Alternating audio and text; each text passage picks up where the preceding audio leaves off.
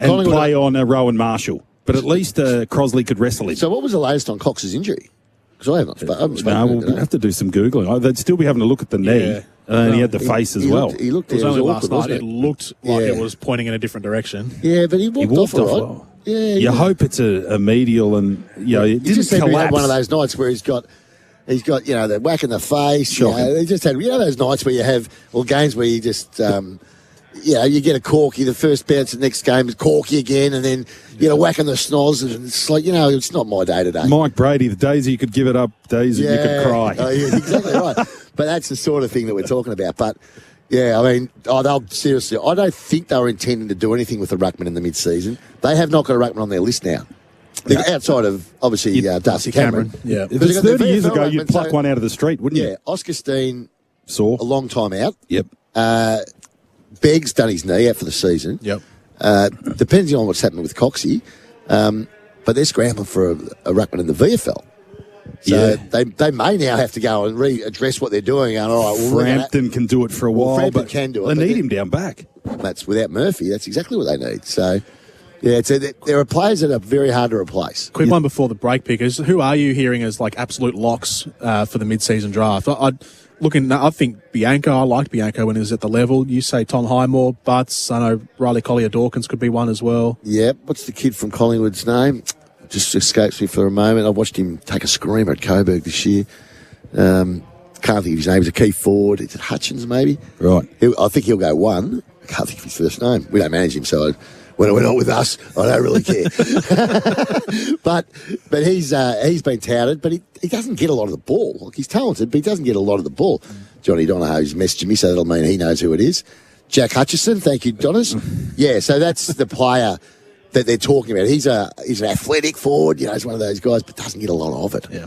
So, look, it's on in a few days. So, very exciting for the coaches about to lose their centre forward or midfielders. Jade Rawlings will be hating. I think he's on record as hating it. But if you're a 23-year-old hacking around in the state leagues, get your shin guard polished because you're going to the big time. Well, yeah, Jack Chuckleberry, he's just sent me. Jack Hudson played at Wonthaggi last year. There you go. He's a Wonthaggi boy. On your Chuck. So, he's the one they're talking about with pick one. Yeah. So, it's a really interesting scenario. Jade's a great mate of mine, as you know, but he's got Billy Cootie being looked at. Yep. Who's former Essendon. Yeah. Essendon VFL captain. He's 21. He's being looked at, and he's also got Matthew Ling that's being looked at. They're on top of the ladder, Nord. So I can get Twig's frustration, but I mean, if there's an opportunity to be on a list, they're going to take it. Absolutely. AFL Nation for Tyre Power. This is the pre-game show, and our call team is dressed thanks to Ringers Western, whether it's the paddock or the pub. Ringers Western as the kit to keep you cool this summer. And don't forget, Signet is powering the call team. Power every moment with the Signet Power Bank. You can charge your phone on the go with a Signet. Tradies, need more room to work? Declutter with Storage King. Canstar Blues 2023 Most Satisfied Customer Award winner. Search Storage King, the kings of storage, moving and more. Did you know you can watch all your favourite SEN shows on YouTube? Subscribe today. When you experience a Cupra, an impulse builds up inside. Impossible to control. But with its Barcelona-inspired design and thrilling performance, it takes over your emotions. And when it does, there's no stopping the feeling from bursting out. Give in to your impulse in the Cupra Leon V. Now from 44,888 drive away. And great offers across the Cupra range. TNCs apply. Visit cupraofficial.com.au for details. Winter roads can be treacherous.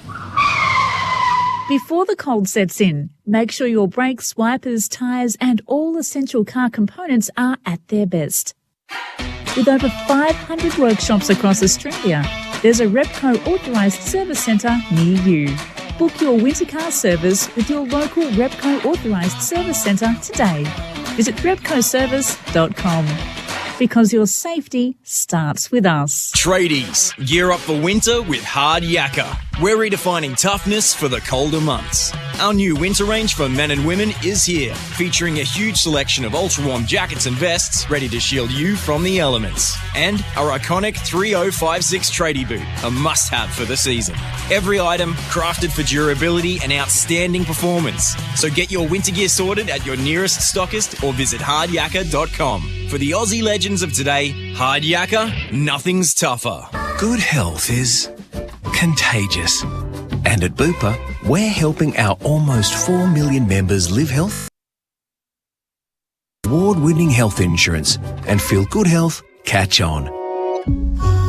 Harman Furniture and Bedding floor stock clearance on now. Hurry in for big savings on selected floor stock fabric and leather lounges, dining room furniture, office desks and chairs, outdoor furniture, barbecues and more. Massive floor stock clearance on selected mattresses, bedroom furniture, kids furniture, pillows, quilt covers, cushions and more. All priced to clear. Race in for incredible deals on selected floor stock with quick delivery available. Now's the time to buy. Harvey Norman Furniture and Bedding floor stock clearance. Limited time only. Hurry. At Azito, we know for you it's about leaving your mark. It's a statement, making every task uniquely yours. Azito doesn't just have your back, we're right there with you, powering your DIY journey. With over 100 tools for your home and garden, all powered by one battery to make it happen. Because when it comes to getting things done, this is your moment. Do it yourself. Do it with Azito. Do you?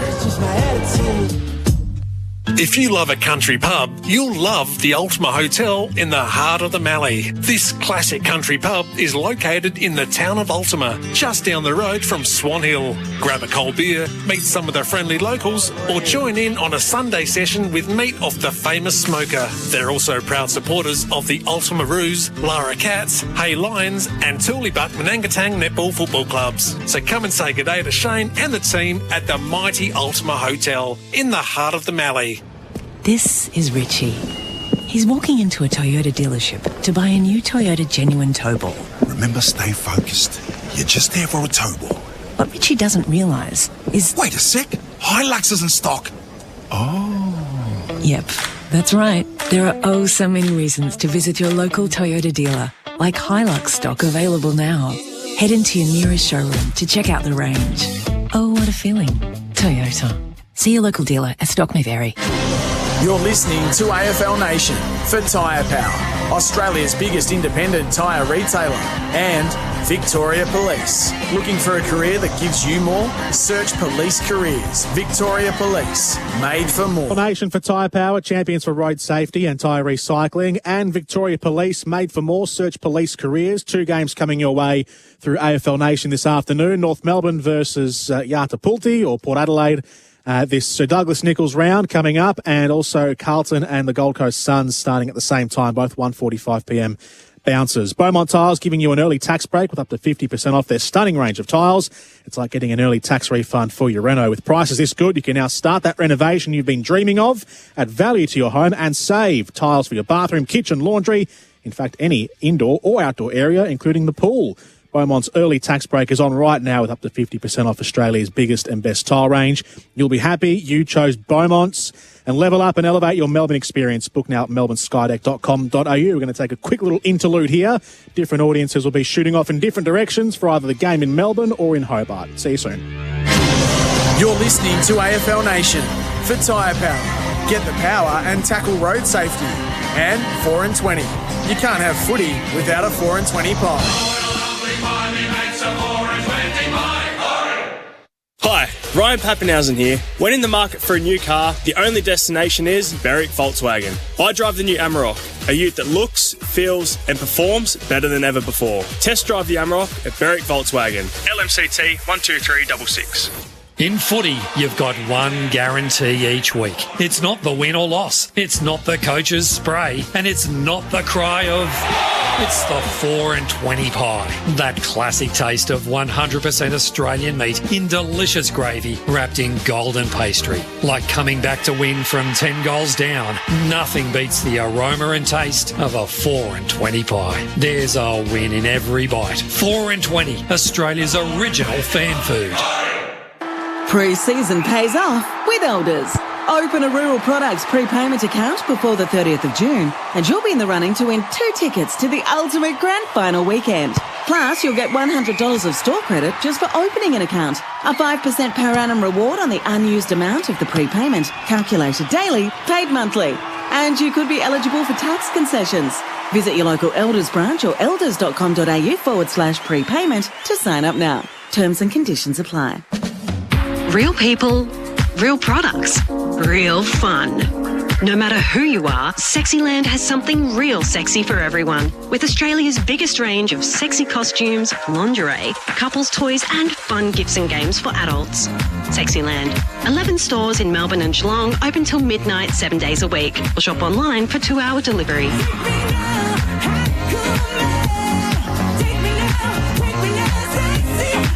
Sexyland.com.au. Mate! Yeah, mate? Did you hear? Did you hear what? Mate now has double data on select mobile plans. Double data? Yeah, mate. That's what I said. Double data. Well, how do I get it, mate? Easy. Visit letsbemates.com.au or search Mate online. Search Mate online? Yes, mate. letsbemates.com.au. Terms and conditions apply. Beaumont's is giving you an early tax break with up to 50% off all tiles. It's like a refund for your reno. Beaumont's early tax break is on right now with up to 50% off Australia's biggest tile range.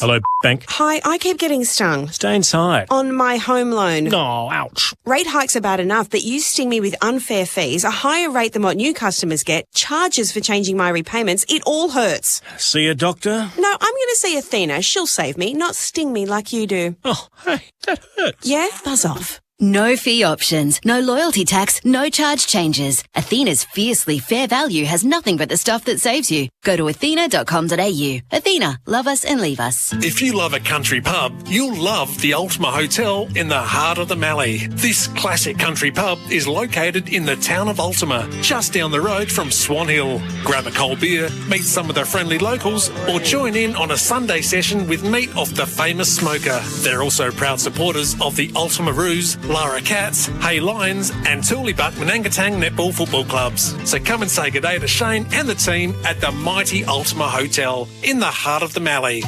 Buying a new or pre-owned vehicle before the end of financial year? At Patterson Cheney Toyota's Unbeatable Sales Weekend on now. Drive in with your old ride and drive out with a new one with a minimum $3,000 trade-in offer. Each purchase gives you a chance to win a home theatre system and up to $1,000 cash with Spin the Wheel or simply walk in for a chance to win lucky door prizes. Mark your calendars. Patterson Cheney Toyota, 200 Cheltenham Road, Keysborough, LMCT 578. Oh, what a feeling, Toyota. You're listening to AFL Nation for Tyre Power, Australia's biggest independent tyre retailer, and Victoria Police. Looking for a career that gives you more? Search Police Careers. Victoria Police, made for more. AFL Nation for Tyre Power and for Victoria Police. This is the pre-game show for Barclay Smokehouse. Ask for Grandmother Ham at your local deli. And Beaumont Tiles, Beaumont's early tax break up to 50% tiles. Our major partner is the TAC. Driving tired, wake up to yourself. Jordan Canellis, Nick Butler and Liam Pickering, your call team for this match this afternoon. We'll have simultaneous kickoffs between in this game between North Melbourne and Port Adelaide, and Carlton and the Gold Coast Suns, which we don't always enjoy, do we, Pickers? No, it's ludicrous. It just makes no sense that we've got them starting at the exact same time. Do you like overlapping? Do you like games on at the same time at all? Or no, I don't. Staggered starts, or just one game at a time? One at a time if we can do it. If possible, yeah. I mean, there might be a bit of overlap at, maybe on a Sunday afternoon with that mid-afternoon Channel 7 game. That's at 3:20, so going into the news. But this makes no sense today. I mean, one of these should have been 1 o'clock and one should have been at 2 o'clock, in my view. Yeah. Or 12:30 and 10 past 2. How do you reckon Sunday should work out?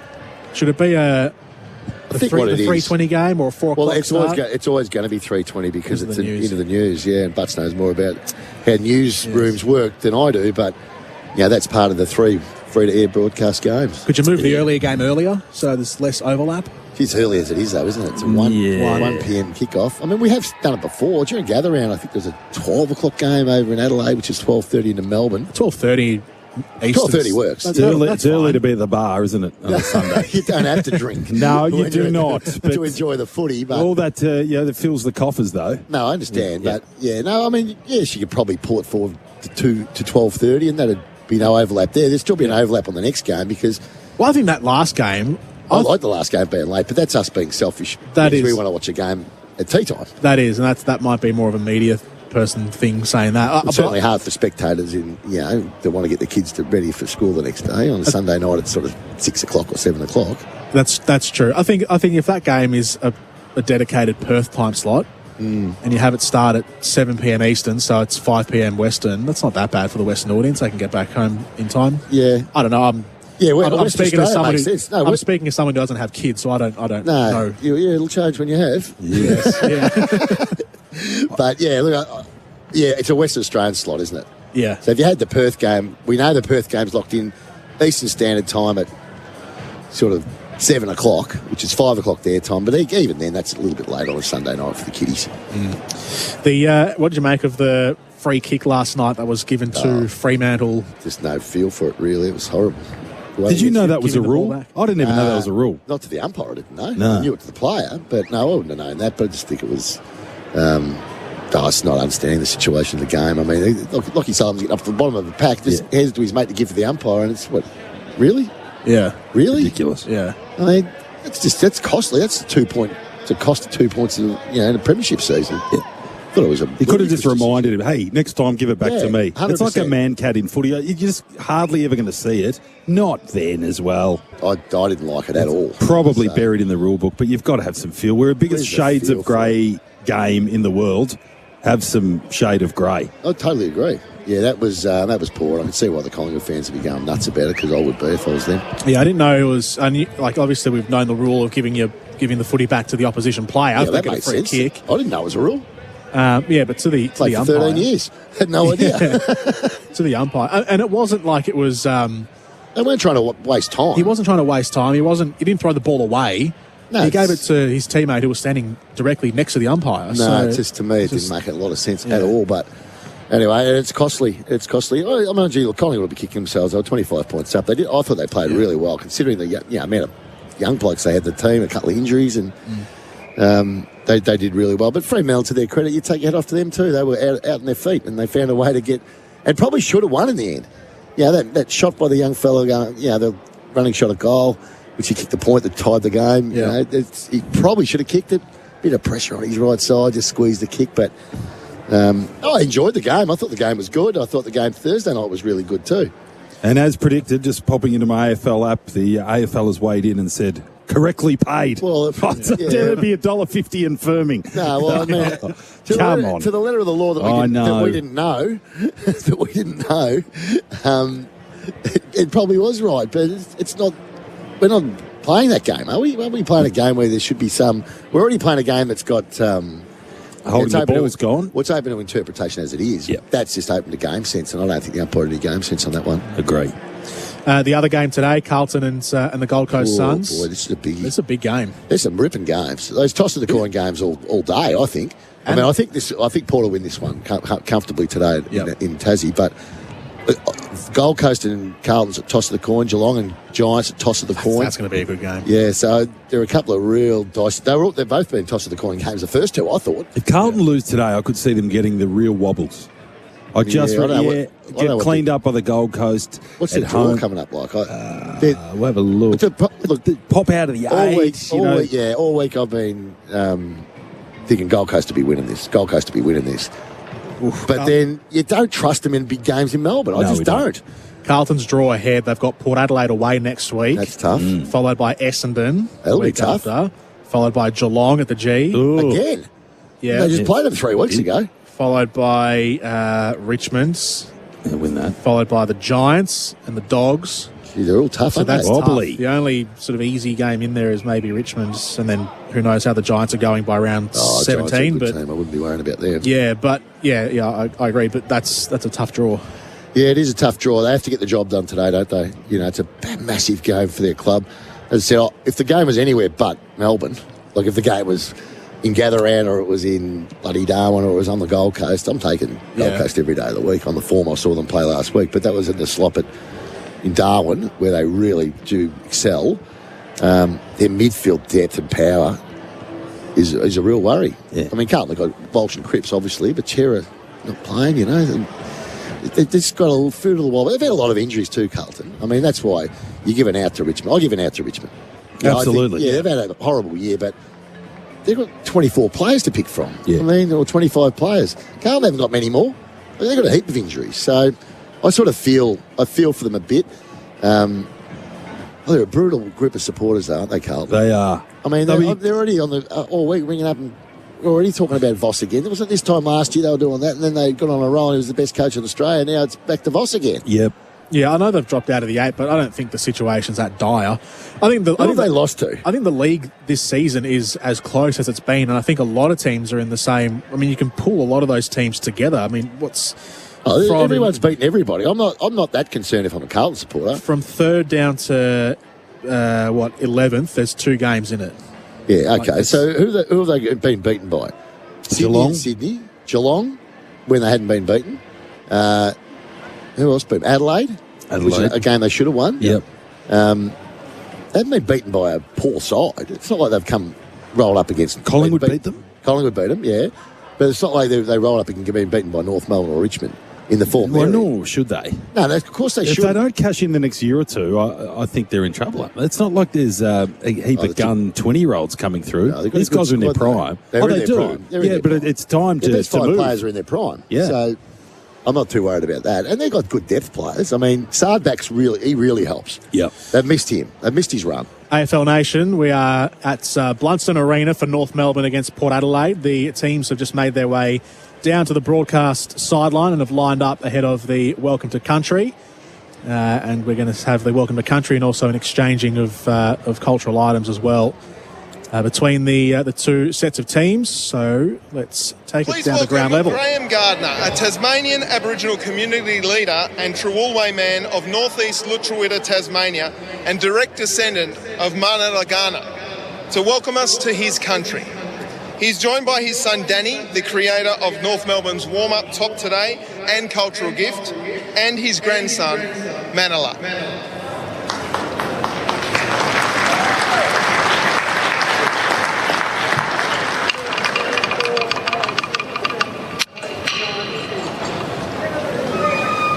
Ja, Mina Palingina Nina. Lakapawa Yundaville, Yatapulti, Riawina Man Group, Lumi Nipaluna Lutruwita. Warranta Riawina Miladina Pakanatu. I welcome you to watch the North Melbourne and Yatapulti football clubs here in Nipaluna, Lutruwita, playing on Aboriginal land. The story of Lutruwita goes back to that of Maini, creator spirit of the Palawa. Maini created the first Palawa from that of a kangaroo, straining its legs, severed its tail, using it to create the rivers across Lutruwita. Our storyline weaves through the land and the waters up to the stars, is etched in the petroglyphs as the wind carries our song and dance. Yet this story contains invasion, theft and loss. But our culture has survived due to the resilience of my old people to preserve and pass on their knowledge and cultural practices. Mina Tanapri, Ningampi, Nungampi, Mui Nina, Takara Miladina Nika, Pakana Manamapali. I acknowledge my old people, the Muinina people who once walked this land, and the Tasmanian Aboriginal community of today. So many Aboriginal and Torres Strait Islanders have played for these 2 proud clubs. 32 Tara and 75 Papilti. Standing before you are today's warriors. To the players, Nina Riawina Paliti Nari Mangrup. May you play well and in the spirit of the game. Nari Nina 2, thank you.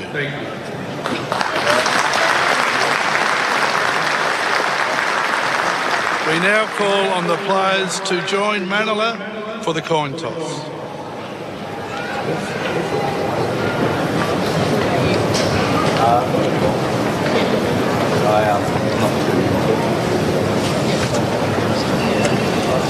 Best voice.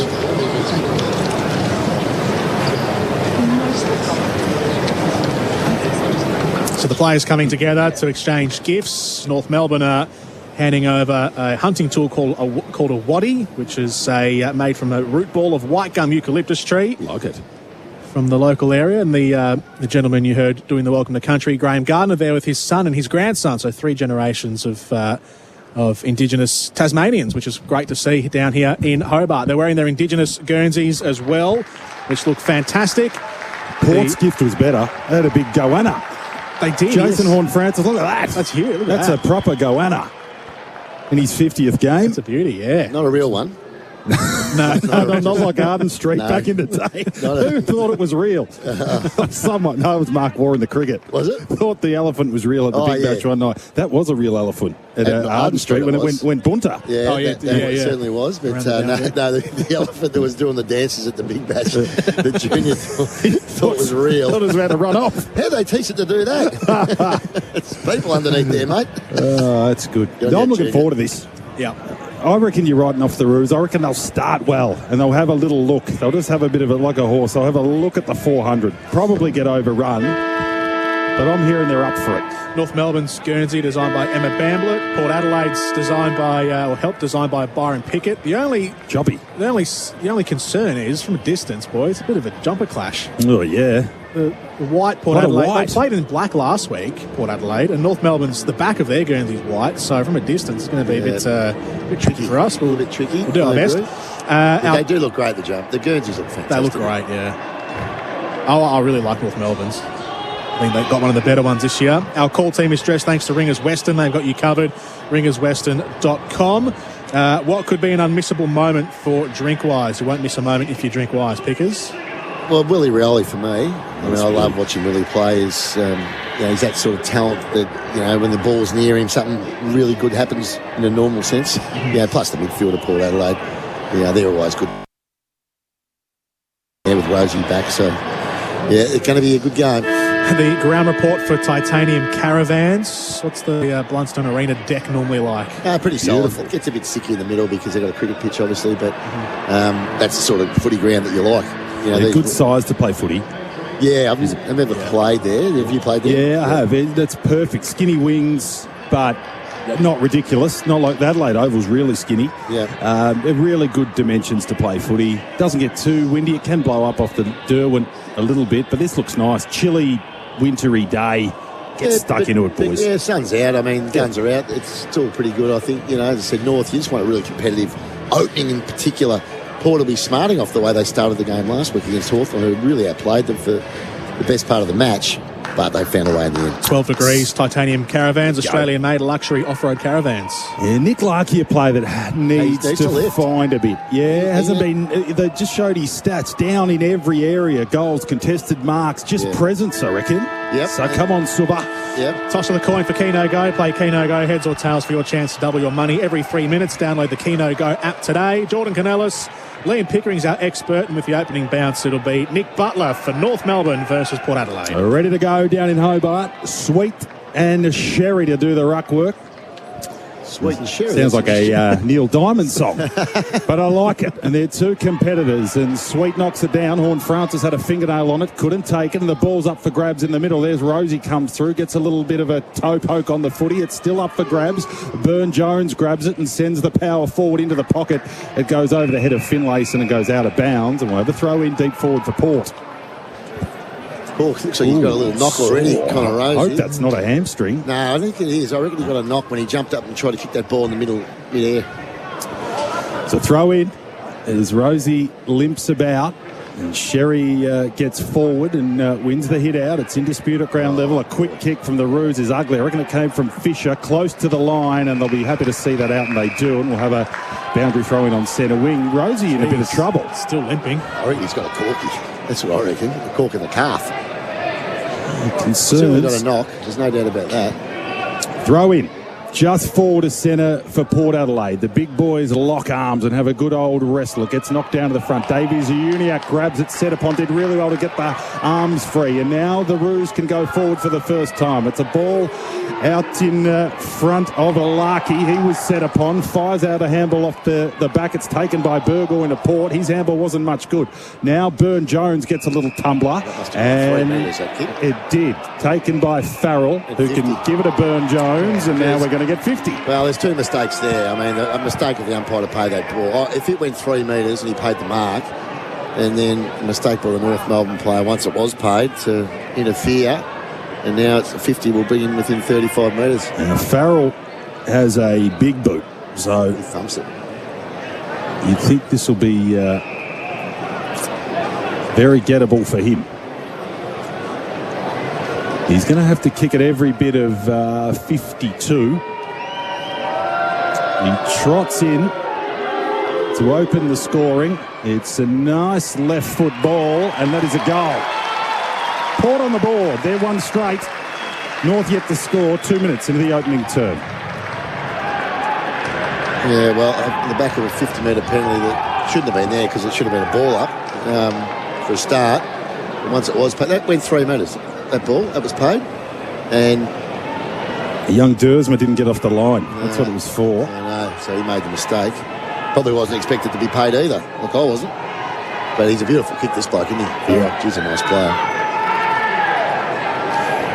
Not the start the Kangas would have wanted after I talked up their intensity. Although they haven't been terrible, and that's a bit of luck going against them there. AFL Nation for Tyre Power. Get the power and tackle road safety. Loser on the board around the grounds. Around the grounds for the drain man, Zach Williams with the opener. So the two number 6s in either games have got the accounts open. Back in the middle, Sherry gets a hand to it. Ball doesn't leave the centre circle initially, and Sherry dives on top of it. We'll have a secondary ball up in the middle of Blunston Arena. Down on the bench for Crowes Electrical, the subs today, Charlie Lazaro for North Melbourne and Lockie Jones for Port. Kicked off the ground by Powell, hacked up towards centre half forward into the path of Zurha, who looked like he got coat hanging by Radagalia, but the umpire let it go. Good tackle, I thought. Sweet comes in, handballs out to the side to the flank for Burgoyne. Horn Francis shimmies off one tackle. An underground kick up the wing doesn't go that far. It's cut off by Shields. Scott's handball to the boundary for Luke Davies-Uniacke. Back to Shields, back to Scott. Left foot inside 50, hoping for a target. Looking for Curtis, but getting back was Boak, who takes the mark in defence and releases out to the near side. And the power at right half back. They'll use the broadcast wing underneath the grandstand. A long kick down towards half forward, but two numbers there for North Melbourne come across and defend the situation nicely. They'll recycle and go forward again, up towards Curtis. 65 from home, over to Taylor, delivers inside 50 and finds Larkey, who takes a good mark. That was a terrific mark. Off 2 steps, he's jumped up like a basketballer. Held on to a strong contested mark. It was the repeat efforts from North Melbourne and a good defensive win out on the wing in a 2-on-1 situation for North to get them the footy back. And they drove it straight forward with purpose. And now Nick Larkey. From straight in front, he'll be kicking from about 40 metres, pokes at it, and it only just carries and goes across the face out to the left. So probably didn't put everything he should have behind it. Minus score for North Melbourne. They're on the board. And Port Adelaide, 1 straight 6 for Robot Building Supplies. He just poked at that then. He does that a bit. Farrell with the kick-in duties. Finds a man. Yeah, good to see. And it was Houston whose handball was terrible, and now the ball's back in dispute. Houston grabs it again. That's cut off. It comes back to Powell, who can dribble. A goal! Made him pay. Good start for the Roos. They're 1-1-7. The Power 1 straight 6 on the Robot Building Supplies scoreboard. Yeah, mistake there by Houston. Well, the Houston calling for it was nothing wrong with that, but handball was behind him. And Powell, nice finish. Very good player, Powell. Yeah. The idea was right. He was a bit late giving it, though. We gave it behind him. Houston's handball was a bit late, but Farrell was away if he gave it to him when he actually called for it, not when he was running. Handballed into his backside. So, good start for the Roos. Got a game. Down in Hobart, Powell, couple of kicks, early goal. 1-1-7 North Melbourne. The Power, 1 straight 6. And we're back in the middle. Sherry and Sweet to go over. Sweet goes high and sticks the knee in, and it comes down to Butters. That was beautiful ruck work, champagne stuff, and Butters sets sail and kicks the goal. Oh, training drill stuff Thursday night. Beautiful goal from Butters. And the Power moved to 2 straight 12, leading the Roos 1-1-7, 4 minutes into the opening term for Robot Building Supplies. That's an answer, isn't it? That's a real answer. When you can win it out of the centre like that, bust through the front of the contest and finish on the run. Superb. So quick back-to-back goals. Tom Powell into Zach Butters. That was just a straight burst out of the middle from Butters as well off the tap. Read it perfectly. Great speed. And it's back in front, Port Adelaide by 5 points. Around the grounds, Carlton 1-2-8. Gold Coast yet to score at Marvel Stadium. Ken Hinkley coaching down from the bench. You like that, Kenny? Yep. Down there on the Spitwater boundary. High pressure, cleaners, tools, not toys. Aussie tough. From the middle, Luke Davies-Uniacke this time collects it out of the centre circle. Drives it inside 50, but it was favouring Radigalia. He takes the mark at full back. And it's a good matchup, that. Larky and the big Savaloy, big Radigalia. He chips it over the top towards Aaliyah on the flank, who comes back in board to Houston. He's kicked slightly off target, aiming for Boak, but it was cut off by Dawson, who made his debut last week. Here's Taylor. Back into Davies-Uniacke. Wheels around on the right foot. A low one takes a half volley through to Ford. Pink's up there. Over to Shields. Right foot kick around the body. And it's bounced into the posts.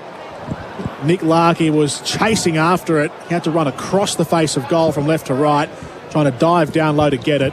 But it bounced under his arms. And a minus score for North Melbourne, 1-2-8. Port Adelaide 2 straight 12 on the scoreboard for Robot Building Supplies. Robots got it and deliver. robotbuildingsupplies.com.au. Righto, Burton to kick it in for Port. Good competitive start on a chilly day in Hobart. And Burton goes long and strong to a big pack of players. There's a whistle and a nice mark to Marshall, but it's going to come back to the Roos. Comben interfered with. He'll take it for the Roos. Just forward to centre. And Comben leans back on a drop punt. Wants Larky, had hands on it, couldn't quite take it, but he's attacking the ball with a bit of presence today, Larky. Ball gets held up. We'll have a ball up forward pocket for the Kangas. Inside 50s at 6-3 North Melbourne's way at the moment. So the ball, plenty of it. Back in play off Sherry's hands to Boak. His kick smothered. Back to Sherry. Gets a little tumbly handball to Davies-Uniacke. That's holding the ball. Good was decision. Pink holding the ball. Dicey little one-handed handball. And Port will take it inside their defensive 50. Good pressure on Davies-Uniacke. It's a bright start by North, though. So Port Adelaide looked to get it into the centre of the ground. Burgoyne's underneath it, but it was a 2-on-1. Dersma went back to find it for the Roos. Can give a little handball back to Tucker. He's set upon by Georgiades. Good strong tackle. That's going nowhere. And we'll have a ball up in the middle of the ground. Lots of numbers around this footy. Bit of the old, or the modern bubble footy. You want to kick, you're going to have to earn it in a contest. Still no clear possession. Horn Francis had his head ripped off and he'll get a free kick just forward to centre. In game number 50, the Hornet. And he gets the hoots of the smallish crowd. Horn Francis inside 50. Ball hit the feet of Georgiades. He's calm enough and goes back to Houston. And Houston's still 75 out from goal.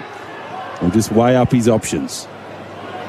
Houston with lots of numbers in front of him. You'd think he'll just set this up. He does. It's a little pitching wedge to the hot spot. He's got a few targets there, and it's just cut off by Comben. That's what he's paid to do. Takes an intercept mark for the Roos. That's what he has been doing really well this season. Charlie Comben is taking intercept marks in defence. Been one of the shining lights for North Melbourne this season, Comben. It was his first game as that one at Norwood, wasn't it? Where he had a really good game. He had 30 touches. It was his first game for a couple of years. Broke the leg last year on the MCG, and that was his comeback game. Been on the list for 5 years now, Charlie Comben. Breaking through now at the age of 22, the boy from Sale. Tucker has it in defence. North Melbourne just chipping it side to side and haven't got it out of defensive 50 yet. A trail by 4 points as the sun comes out in Hobart. A long kick down the line, and Larky. Another good win in a contested situation against Radigalia. This is where they need to roll here, though. They want the corridor. They do come inboard. Sherry's gone the handball to the centre circle under duress, but they've got their way out, North Melbourne. Shields kicks inside 50, and he's copped it right up. Zerk Thatch has taken the mark in defence for the Power. He's got to be better than that, Liam Shields. He's an experienced player. He just can't be missing targets like he just did. So Thatcher has played on. He's run himself into a dead end. He gets a bit of support now. And Power have moved from the left back to the right back pocket for Boak. He'll kick on a 45 across his defensive 50. Risky kick, but it's opened the whole thing up for him, mate. Look at him go now. It has. The corridors exposed. Here's Rosie. Hands over the top to Mead. Right down the middle to a one-on-one. And he's found Marshall, who escaped out the back and beat his man. Takes the mark, and he will go back from about 30 metres straight in front. That's all because of the brave 45 kicking in deep in defence. It opened the whole corridor off, and we had a great view down the ground at the way they were able to piece their way through handball and good foot passing. And he should kick this, Todd Marshall. Shouldn't be too many problems from here, I wouldn't have thought. It's been good for a goal a week the last 3 games, Todd Marshall. And for 3 straight for Port Adelaide, if he converts here, which he does. An easy set shot to put through for Todd Marshall. And Port Adelaide are 3 straight 18 at North Melbourne.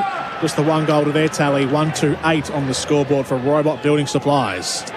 You got the stats there in front of you there, Butts? I can get them up, Liam. Yeah, thank you very much. Sure, Nicholas. Yeah.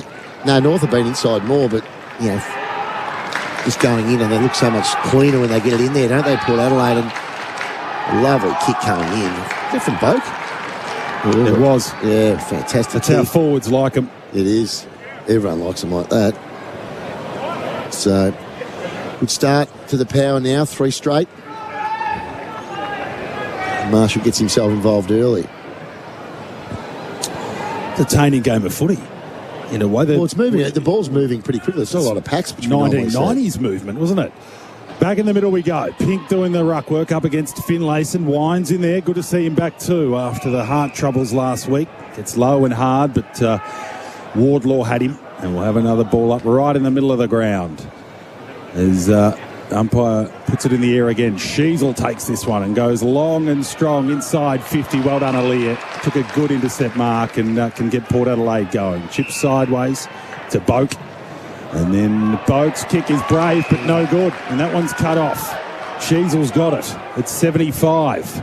Can he make the Power pay? Tries to draw a man, and Wardlaw made him work. And then he gets out of trouble, and Wardlaw goes to the top of the square. Can he get a mark? He can. It's Eddie Ford, the Elvis impersonator. He's marked it up the top of the square. It's a real good play by George Wardlaw, though. Did it really well. Oh, he's a hospital handball, and he just sort of took what was coming and got out of it. That's what he does. Hang on a minute. He's cut off the sideburns. He had the sideburns going on. Yeah, I'm told he does the odd gig in the off season. There's an Elvis impersonator. I'm breaking some news here, and Eddie does it. Beautiful. On you, Elvis. And he keeps the ruse in check. They move to 2-2, trailing the Power 3 straight. 11 minutes into the opening term on the Robot Building Supplies scoreboard. Is Elvis season over? I guess during the winter there's not as much of a need for Elvis.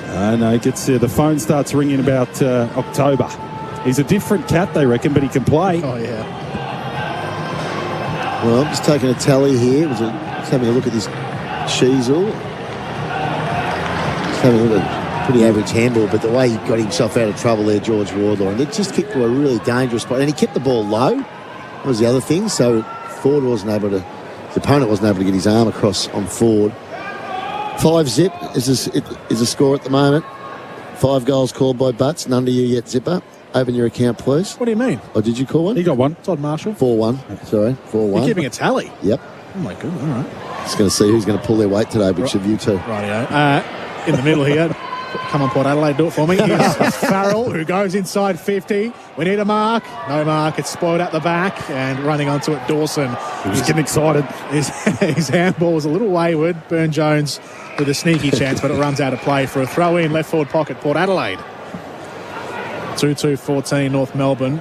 Port Adelaide, 3 straight 18 for Robot Building Supplies. And Pickers has all the stats there. I do. With how many goals we've each called for Signet. 4 to Butts. Just one to you so far, Zips. He had a lift. Selfless commentary. Thrown in left half forward, and they cut it off North Melbourne across half back. Zerhart dropping back to take that mark. We're moving a right kicks, I reckon. Yeah, absolutely.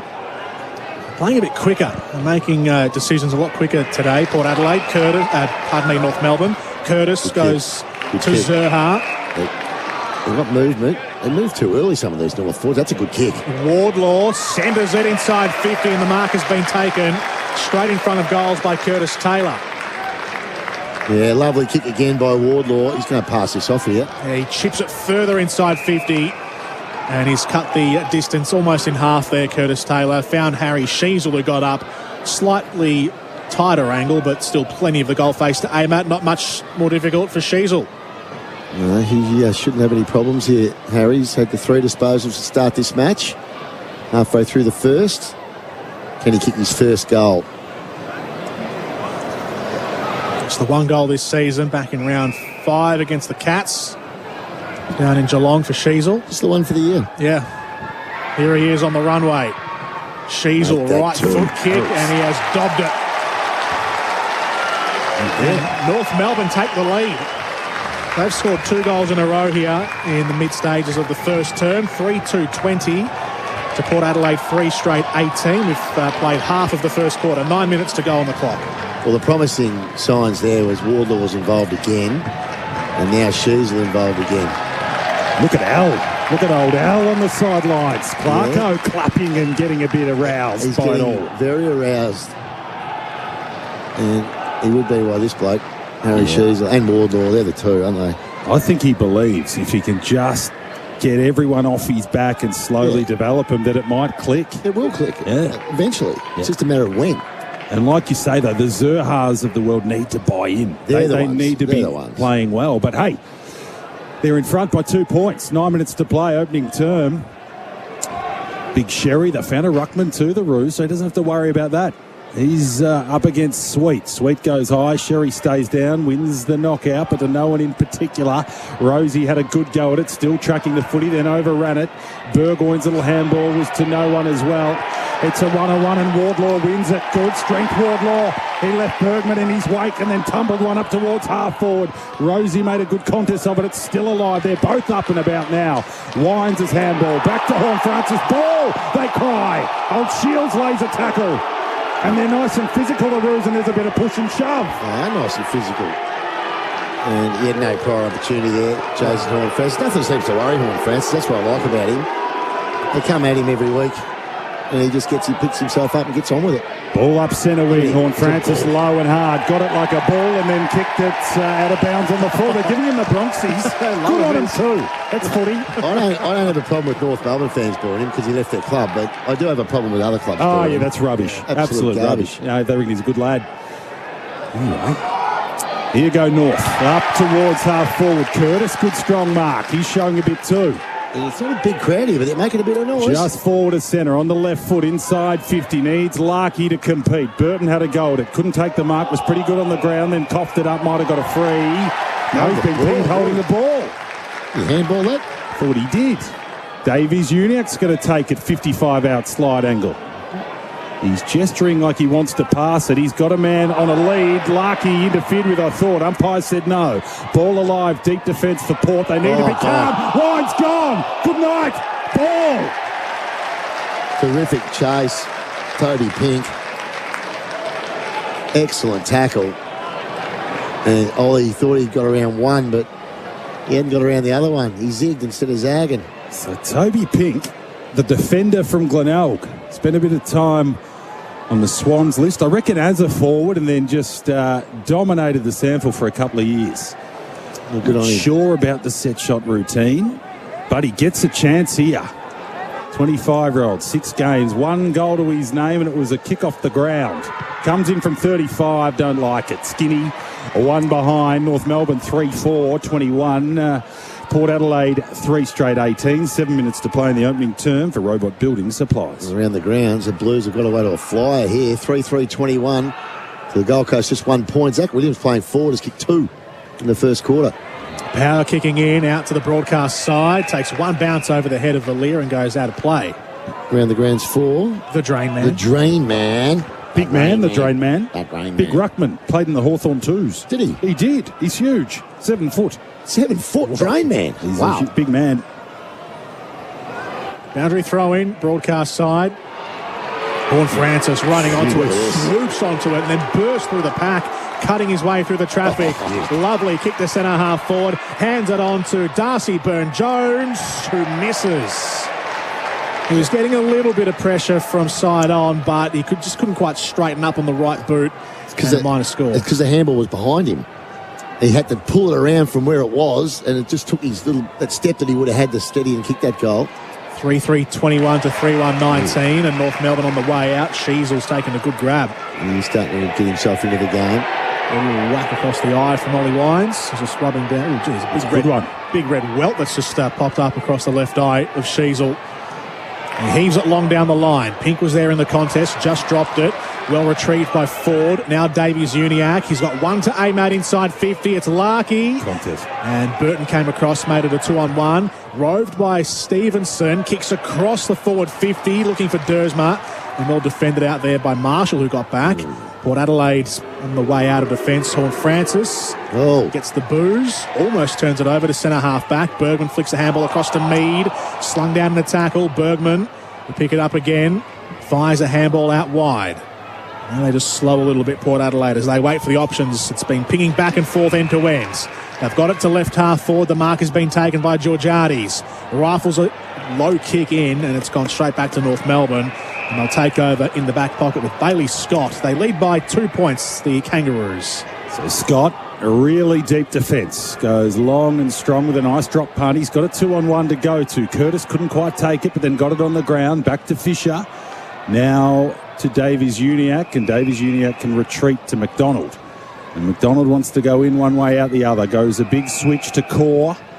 And Core slow and steady up the line, and that works okay to Stevenson. So good movement for the Roos. They're forward to centre now. Long one up towards half forward, and Sherry's pushed up on Sweet and takes a good mark. It's a very uncontested game so far.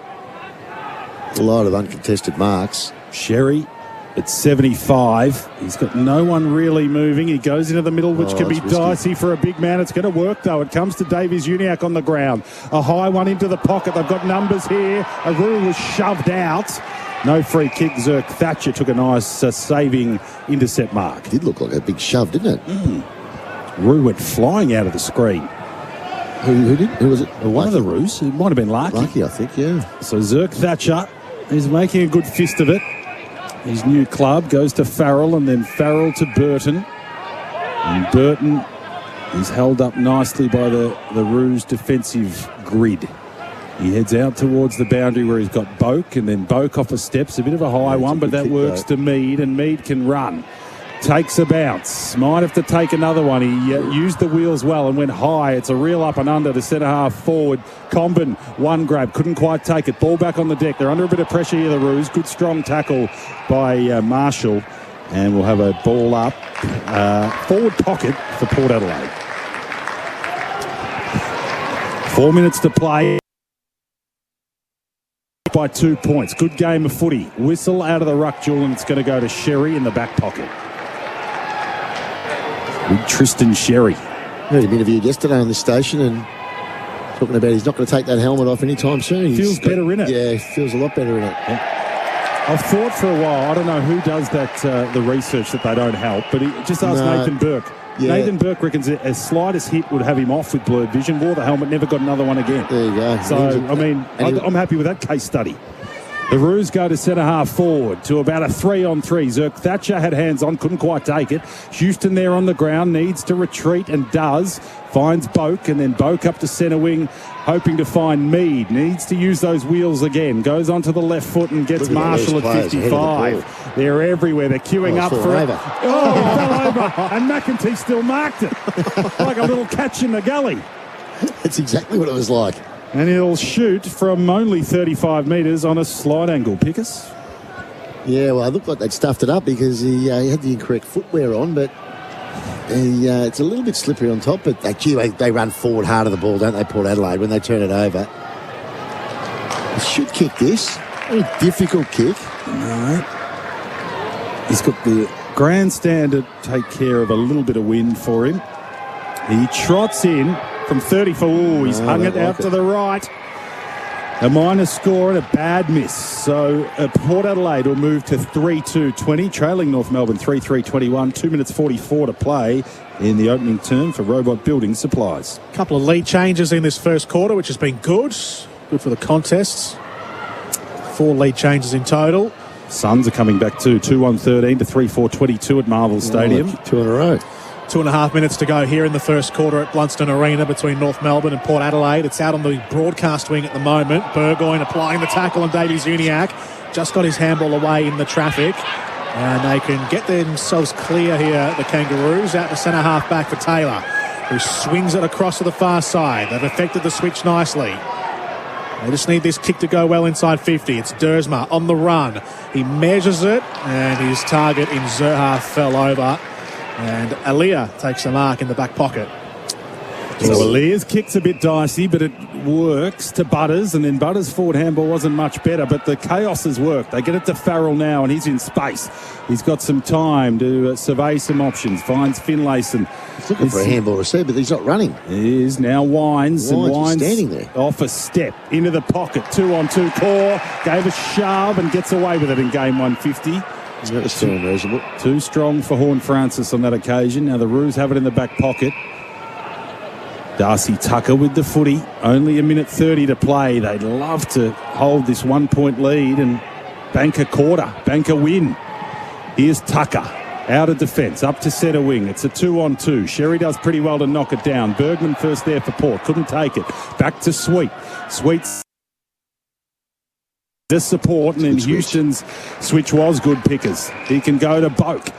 And then Boak on the right wants Finlayson. They're out here. I don't like the look of this if you're North. Butters from 50 can line them up and kick his second. Just too clean in the end, Port Adelaide. And the dam burst a bit.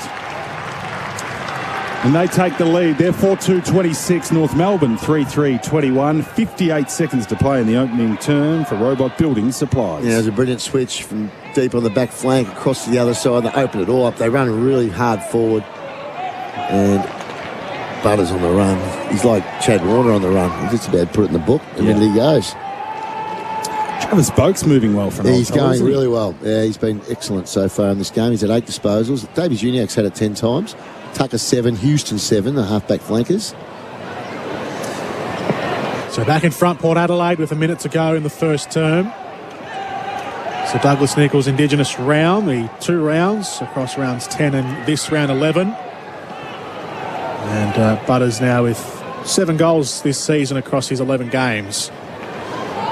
3-3-21 North Melbourne, 4-2-26 Port Adelaide. Around the grounds, Carlton 22, Gold Coast 13 at the same point in their game as ours. Ball back in the middle. Which is ridiculous, but anyway, that's a hold. Had to be a free there. The North player was hanging onto the jumper, and they'll get another centre clearance here to Port. It will be Tom Powell, the infringer. So Port Adelaide will go inside 50. They go straight down the middle to the top of the goal square, and this will be a free kick to Port Adelaide. Yeah, Georgiades. Yep. And let's have a look at the replay in a second, but it looked an obvious free. Georgiades, I thought he might have been worked on. I think it was young Archer, Glenn's boy. He's not happy with himself on the mark. Not arguing though, because I think he realises. Gave a bit of a shove. So Mitch Georgiades. Oh, gee, it wasn't much in that. It wasn't a lot. Georgiades got under the ball. Yeah, I think that was stiff. He wears his heart on his sleeve like his old man, young Jackson Archer. And the replay for in-place living specialist disability accommodation. Set shot for Mitch Georgiades from straight in front. Right foot kick, nurses it straight down the middle. It was easy stuff for Georgiades from close distance, 35 metres. And now 2 goals for the Power in red time of this first term. Just 10 seconds to 11 seconds to go in the quarter. And they've extended the margin out to 11 points, 3-3-21 to 5-2-32 the Power. And this is what happens with young teams. Give up late goals or consecutive runs of goals, which you talked about pre-game. You know, they let teams get on a 4 or 5 goal in a row run. That was very unlucky for Archer. Hey, just have a look at that. What's he supposed to do? Well, he might have had the arm over the shoulder, maybe. Yeah, that's what he got pinned for. Anyway, it was a promising first quarter for North. Don't want to close out. Signet Powerbank Pickers, you mentioned LDU's had the 10 or 11. Yeah. Who else is getting the footy? So 10 to Davies Uniac. Boakes had 9. Houston's had 8. Darcy Tucker 7. Just on the bench for Crowes Electrical, Willie Rioli's come off with a slight injury concern, so we'll keep an eye on that one as the first quarter winds down to its conclusion, and it will be a 11-point lead for the Power heading into the first change here at Blundstone Arena.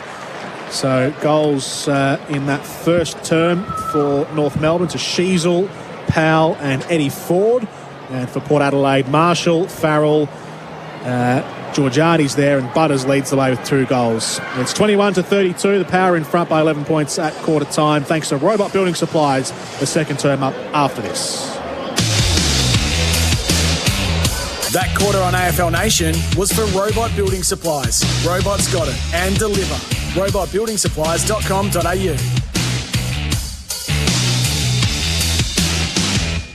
Absolutely everything is on sale at Freedom. Get 20 to 60% off all furniture, including sofas, dining, outdoor, bedroom and mattresses store-wide. Sale on now, only at Freedom. Did you know you can watch all your favourite SEN shows on YouTube? Subscribe today. This is Richie. He's walking into a Toyota dealership to buy a new Toyota Genuine tow ball. Remember, stay focused. You're just there for a tow ball. What Richie doesn't realise is... Wait a sec. Hilux is in stock. Oh. Yep, that's right. There are so many reasons to visit your local Toyota dealer, like Hilux stock available now. Head into your nearest showroom to check out the range. Oh, what a feeling. Toyota. See your local dealer, as stock may vary. G'day, Merv Hughes here. New Farm's been there for Aussie growers for 100 years. Through prosperity and heartache, drought and flame. Through the unprecedented and through innovation. New Farm's high-quality crop protection products are formulated right here in Australia because Aussie growers are tougher together through choosing Australian. New Farm understands local conditions and the importance for Aussie growers to have the right products at the right time.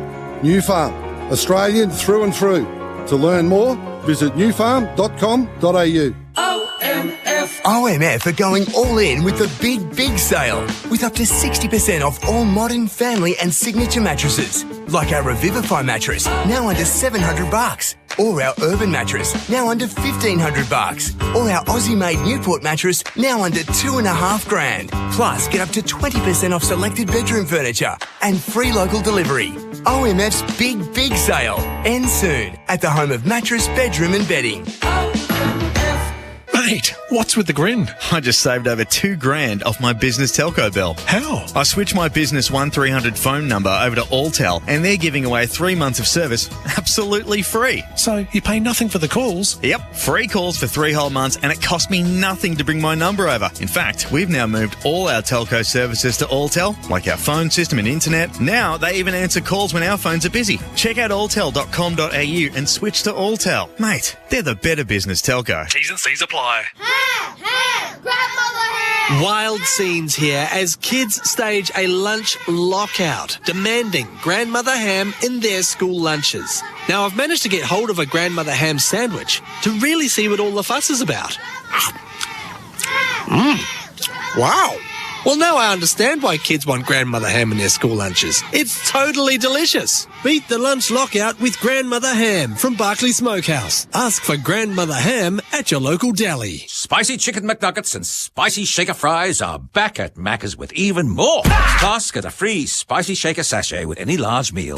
Spicy sides at Macca's. Things just got feisty. Available for a limited time. T's and C's apply. Here's another powerful reason to choose Tyre Power. At Tyre Power, you get the power of expert advice from independent owners who really know tyres. It's always advice about what's best for you and your budget. There's no hard sell, no confusing jargon, and no pressure. We'll make sure it's advice you'll understand and advice you can trust. Visit tyrepower.com.au or call 13 21 91 for your local independent owner. Australia. The new Isuzu D-Max is reinvigorated and ready for life, no matter where you take it. From the big city lights to finding new, faraway places. Knuckling down in the outback or soaking up the best of our beautiful country on a beach all to yourself. With the new Isuzu D-Max, life is reinvigorated. Search Isuzu D-Max. You're listening to AFL Nation for Tyre Power, Australia's biggest independent tyre retailer, and Victoria Police. Looking for a career that gives you more? Search Police Careers. Victoria Police. Made for more. Macca's I'm Loving It Moments. The new Feisty McSpicy range at Macca's. Ball's back in dispute. Houston grabs it again. That's cut off. It comes back to Powell, who can dribble. A goal! Made him pay. Good start for the Roos. Sherry and Sweet to go out. Sweet goes high and sticks the knee in, and it comes down to Butters. That was beautiful. Ruckwork, champagne stuff, and Butters sets sail and kicks the goal. Oh, training drill stuff Thursday night. Boak on the right foot wants Finlayson. They're out here. I don't like the look of this if you're North. Butters from 50 can line them up and kick his second. Just too clean in the end, Port Adelaide. The highlights from the first quarter, all thanks to Macca's, and it's a 11-point lead for Port Adelaide, 5-2-32, North Melbourne 3-3-21. Jordan Canellis, Nick Butler and Liam Pickering with you for the call of this game from Blunston Arena in Hobart. Some news from the boundary for Spitwater, high-pressure cleaners, tools not toys, tough and ready. Pickers is that's Willie Rioli. We didn't really see the incident, but he's been subbed out. He's got the big puffer jacket on, and Lockie Jones is into the team at quarter time. So a change for the Power. That's a blow too. Bad one. Yeah, umpire's gone down. Yeah, so we're back underway, and they're really scrambling hard in the middle of Blundstone Arena, and the umpire says, "I'll take that and throw it up here." And good to see some mud on a jumper, Pickers. We don't see that much anymore. Very rare. Yeah, that's the old cricket pitch here at Belrive. Yeah. Georgie Wardler, wouldn't he love a glue pot if you could get one? He would have thrived in the 90s and the 80s. Yeah, good strong legs. It's not a spot for an outside player in there at the moment. It's going to be a nice bog by the end of the day, which is good to see. Horn Francis first hands on the footy, lost his feet, fed it back to Butters. Butters running the wrong way, feeds a bit of a speculative handball to Wines, who had it then lost it. Then he goes underground to Drew and might have turned it over. The Roos through Tucker under pressure, have it at half-back. Now Shields, that was a hospital handball, but they get out of it pretty well. Back to Wardlaw, close to the line. Goes with a kick and it works to Davies Uniac. Yeah, good kick. Roos playing with a bit of spunk here. Davies Uniac off a step, has a man and finds him in Taylor. And then Taylor can sit one up inside 50. Larkey was the target, couldn't quite take it. Ball still alive, and they're applying some good forward pressure. Sheasel should be rewarded, and isn't. Where's the whistle? Ball still pinballing around in there. Finally we'll get a whistle and get a ball up inside 50. Was that holding the ball, Liam? I don't think he had prior opportunity, to be fair. Right. But the ball did bobble out of his hands when he was tackled. Have a look on the replay. Oh, that's prior, isn't it? Borderline. Ball back in dispute. Drew grabs it, gives it to Houston, and then Houston kicks a high, wonky, flat putt that didn't help Georgiades at all, and he's got three Roos against him. Goes well and gets the footy at ground level, but Archer had a crack at him and took him to ground with some good toughness and vigour, and we'll get a throw in on centre wing. Ball thrown up. Sherry knocks it down, and Paul Francis breaks away. Look at him driving clear, takes bounce to the 50. He measures the kick towards Finlayson, but Claw, in his 150th game, defends it, sells the dummy, and then rolls away and kicks out of defence out to the far wing. His kick intercepted, though, by Radagalia. Looks fit, the Rat. He does. He can mark it. We know that. It's never been an issue. Jabs a kick into the centre square. And Port Adelaide can set things up again to go inside 50. It's hit long to the top of the goal square. Georgiades the target. And it's a free kick. Dragged down then. Sweet's hurt. Commons popped a finger, I reckon. Bit of collateral from that. Oh, get the trainer out there to pull on it. Marshall. There's Marshall's down. Yeah, he's Commons sore. They're both sore. Big contest. Marshall's going to have to go off, I reckon. All right, they're going to take him off and have a look at him for a concussion.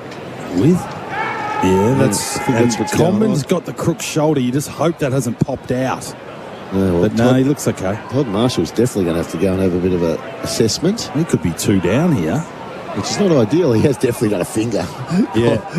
It was sticking sideways. Cold day to pop a finger. Here's Zerha for his first real look at it. Over to Zerha. Now, what was the nickname you gave Comben? Chom. He's known Chom. Yeah. Yeah. Chom. That's right. Chom. Clarko thinks his name's Chomp. He calls him Chomp, but his actual nickname is Chom. And when the coach gets it wrong, everyone just goes with it. So I think a few call him Chomp as well. But poor old Chom's got the digit going sideways. Back in the day, you just hand that to a trainer and he'd tug on it, but I don't think they do that anymore, Pickers. No, they don't like doing that. Do more harm than good. They still popping shoulders back in on the fly. No, it depends how bad yank the arm down and big game. click. Never much fun once you've done them. No. Mead takes it for Port. Just forward of centre, goes up towards the half forward, and ball gets spoiled out of bounds, and we'll have a throw in half forward for Port Adelaide. Marshall looks okay on the bench. No medicos around him. It was a big hit, big aerial contest with Comben. The North player hurt a finger, and it looked like Marshall got one in the head. Sheasel grabs it from the ruck contest. A high one up towards the logos, and Zerk Thatcher does really well and out points forward. He goes quickly forward, little chipping drop punt to Houston as we watch Marshall now going inside for a bit of a concussion assessment. And just backward of centre, Boak's got it. Sets up a drop punt to some tall targets. There's a whistle again and a shove. Which way is this one going to go? Down to Port, I think. No, it's going to go to North. So Georgiades claimed he got shoved, but Comben gets the free kick. Short little pass is okay to Core. They just look a bit calmer today. Yeah, they do. So they're not looking like a rattled young side. Yeah, I agree with that. And Core to Tucker. In years gone by, or weeks gone by, they muck something up here, and it's a cheap turnover, but they just look like they're starting to get it a little bit. Fisher. He was brought to the club to show some pace and use the ball. Goes to Curtis Taylor, and then Taylor, a measured one, was no good. Courage required. Tucker dropped what he probably should have taken. Now we do have a turnover. Port go forward. Core does really well, and then had a 15 effort. Surely that's a mark. Umpire said no. Core will get up and give the umpire a gobful here, and rightly so. Would that be paid?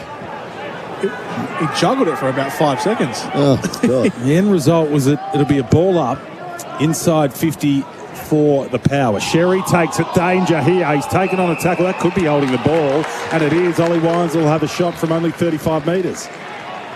Silly from the big ruckman there. Probably not the spot to be plucking it out of the ruck. No. Ollie Wines, quiet first quarter. A bit better in the second quarter. So Wines will shoot from only 35 metres after winning the holding the ball free kick for taking down the ruckman, sacking the ruckman. With a mud on the ball, even better. Good. Bit of sticky mud helps the marking players. Mary Creek mud. Here goes Wines. Drop punt's pretty good. Kicks the goal. Does the Brownlow medalist. And the Power extend their lead. They move to 6-2-38, leading North 3-3-21, and we've got 15 minutes to play in the second term. For Athena Home Loans, be rewarded for your loyalty at Athena Home Loans. And it's 6-3 here. Zepper, you're getting your head kicked in here. That's his. No, it's 6 goals. Zepper just the 3. A little bit of work to do, Zep. I'm a slow starter. Doesn't breed good culture because we want to be selfless. I love it. It's a game within a game. Or as Dwayne would like to say, it's an in-tournament tournament. Oh, the pipe. Ollie Wines. His first goal of the day and the first of this term. 5 minutes in. Thanks to the drain man, Carlton by 17 points early in the second quarter against the Suns. 30-13. Rosie out of the middle, burst clear but gets his kick smothered. Luke Davies-Uniacke has to gather, but he can't. Bergman comes in, Rosie gets it back, flings the handball forward. They go inside 50, Port Adelaide. They need an aerial mark. Comben's there, gets a hand to it. Dawson was his legs, umpire let it go. Georgiades handballs over his shoulder to the goal square, but Tucker was there as goalkeeper, gets it away. Only a short kick though. Doesn't leave the 50. Port Adelaide get a reprieve. They'll just hammer it back in towards the teeth of goal, and Georgiades was still lurking around, and he beat Archer to the punch and takes a sliding mark. Yeah, it's a little tumbler, wasn't it? Quick kick from his teammate. It's dropped short. He happened to be in front. He'll go around the corner on the left. Just couldn't get it clear, North Melbourne, from the back half. Port Adelaide were pressing down on them. Georgiades, he shanked it. Yeah, that was never looking likely, was it? He was only about, 15 metres around in the pocket. Just had to step around and kick it across the body, but got it wrong, hit the point of the footy. And out to the left, 6-3-39 Port Adelaide to North Melbourne 3-3-21. They haven't scored a thing yet in this second term. The Roos, Port Adelaide have 1 goal, 1 to their tally. Fisher has a bounce from the kick in and goes long into the middle of the ground.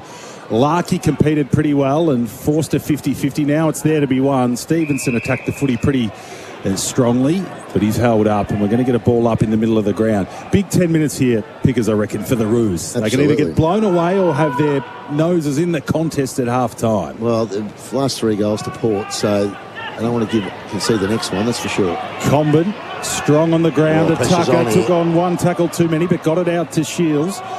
And Shields just goes with a torpedo to centre half forward. Now, that looked like a mark to Radaglia. Umpire said no. Porter there to clean it up, though. And Boak running back with the fly takes a chest mark. He's been excellent, Travis Boak. He is. Really good. He's running hard.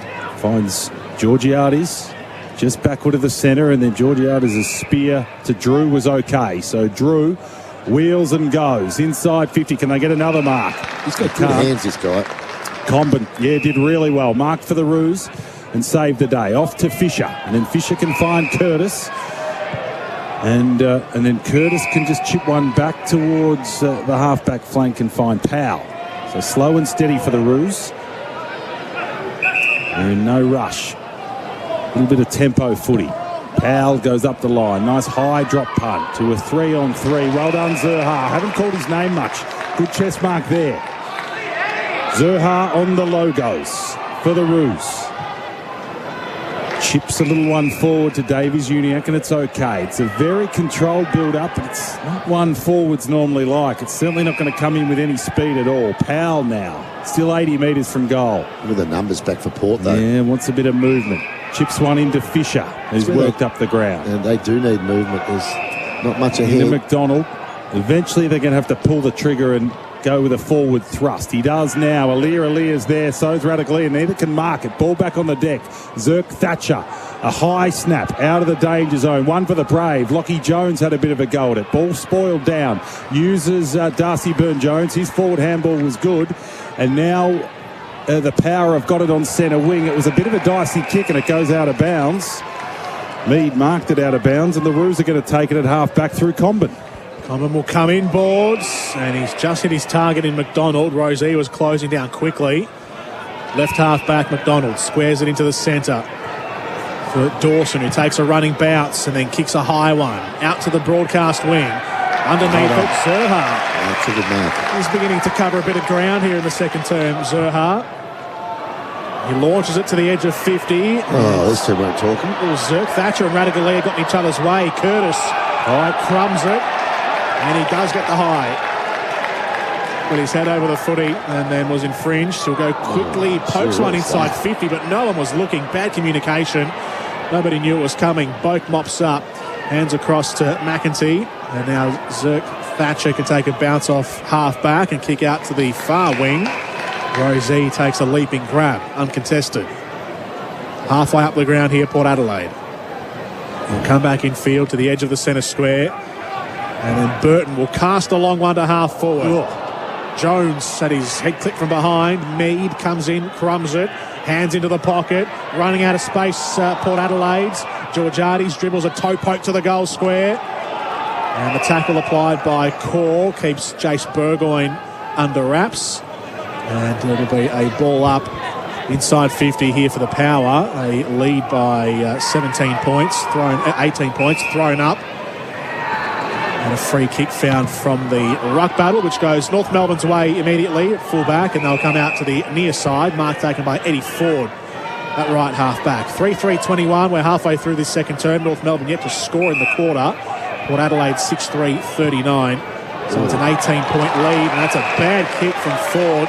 Gave it straight up, and they'll come back here, Port Adelaide, with a long-range shot at goal, and it's gone out to the left from Dan Houston for a minor score. Takes the Power to 6-4-40. They lead now by 19 points on the Athena Home Loans scoreboard. Be rewarded for loyalty at Athena Home Loans. This is AFL Nation for Tyre Power, best on road. This is a poor kick from Eddie Ford off one step. It was Tucker to Combin, and then Combin back to Tucker, and they're out of the danger zone. It's a tumbler, though, up towards centre wing. Larkey came to meet it, couldn't quite take it. Comes back to Archer, now Powell. Lost his footing, but his handball was pretty good to Davies Uniacke. They're back at centre half back. Core with the footy. Finds Bailey Scott, and they did pretty well to get out of there. Now Scott out in front of Sheaver, missed the key target, and the ball goes out of bounds. We'll have a throw in centre wing. Yeah, this is the issue with a side that's, on the bottom, playing against a team that's in the top 4, is you cannot give them opportunities all the time by bad use of foot, bad ball use by foot. I knew what you meant. Yeah, but just poor kicks. 2 or 3 really poor kicks in a row. Yeah. That's Jason Horn Francis got a soft one. Paid against Wardlaw, and he can use Burgoyne. And Burgoyne's on centre wing, only 10 metres in from the boundary line. That's your head, though, isn't it? He's given a bit of space to move. He takes on a man on the mark and left him in his wake. Draws a handball, can go to Houston, and then Houston pulls out the 5-iron and goes to the top of the square. Combin flew and dropped it in a really dangerous spot. They're going to have to be calm here, the Roos. Powell gets a handball to Wardlaw, and then Wardlaw can get it out of the danger zone and find Curtis. This is better. Curtis goes into the middle of the ground and mucks it up. Turnover City here. Burgoyne in the middle. Spears one in, and that's a good intercept mark by Combin. So Combin saving the day, deep defence for the Roos. He can take a mark, can't he? Goes sideways to Tucker. And then Tucker, I think he's right up in the intercept mark stats. What's he up to today? Let's have a look. Tucker. He's had just 3 marks today, but they've been good ones. He flies with conviction, doesn't he? He's one of those guys that looks like he can mark every ball. They got him as a forward, right? He did, yeah. Drafted as a forward. I think the word is he'll end up back there at some stage, but I don't know, maybe if you can find a key defender, you leave him there. Sheasel on the left foot can go up towards Zerha. His energy was pretty good in that contest. Stays in the contest at the ground and then wins a really good ball. On the left foot, chips one into the pocket. Can they get a mark? They can. Curtis takes a strong clunk and he'll fire from only 20 metres out. That's more the intensity that you need Cam Zerha playing at, isn't it? Just going hard at the footy, staying in the contest. A lot of times you see him go to ground in that situation, but he was able to keep the ball alive, really pushed through it. That was. Did he drive with his body?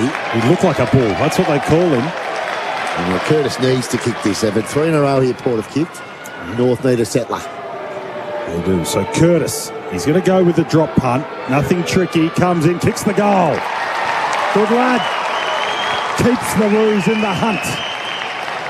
And they move to 4-3-27, trailing the Power 6-4, 47 minutes to play in the second term. For Athena Home Loans, be rewarded for your loyalty at Athena Home Loans. Much needed goal in North Melbourne. Only 13 points. So they've, that buzzword in footy, momentum, has been with Port Adelaide, and it's not like they've piled them on. No, agree. Let's have a look at some of the team stats here. So the major ones, inside 50s, Power up +3. Everything else is pretty even. Clearances, Port are 5 in front. Centre clearances, it's 5-3 Port. And overall, stats pretty even. All the stats thanks to Signet. Power every moment with Signet. AFL Nation for Victoria Police recruiting now. So back into 13 points the difference. Curtis with his first goal of the day. Port Adelaide get the clearance. Burgoyne's taken the mark on the wing. He comes back into the centre square, where Farrell has the grab. Just backward of the circle. He's turned it over. Here's Zerha again. Dashes onto it. Chips the kick inside 50. Good spoil from Ratugolea. Got in behind with a fist and punched it away from the grasp of Larkey. Yeah, good intent though, wasn't it, by Cam Zerha again. He said he needed to lift, and you can see when you're intercepting like that, you're very alert. Even the kick was a good one.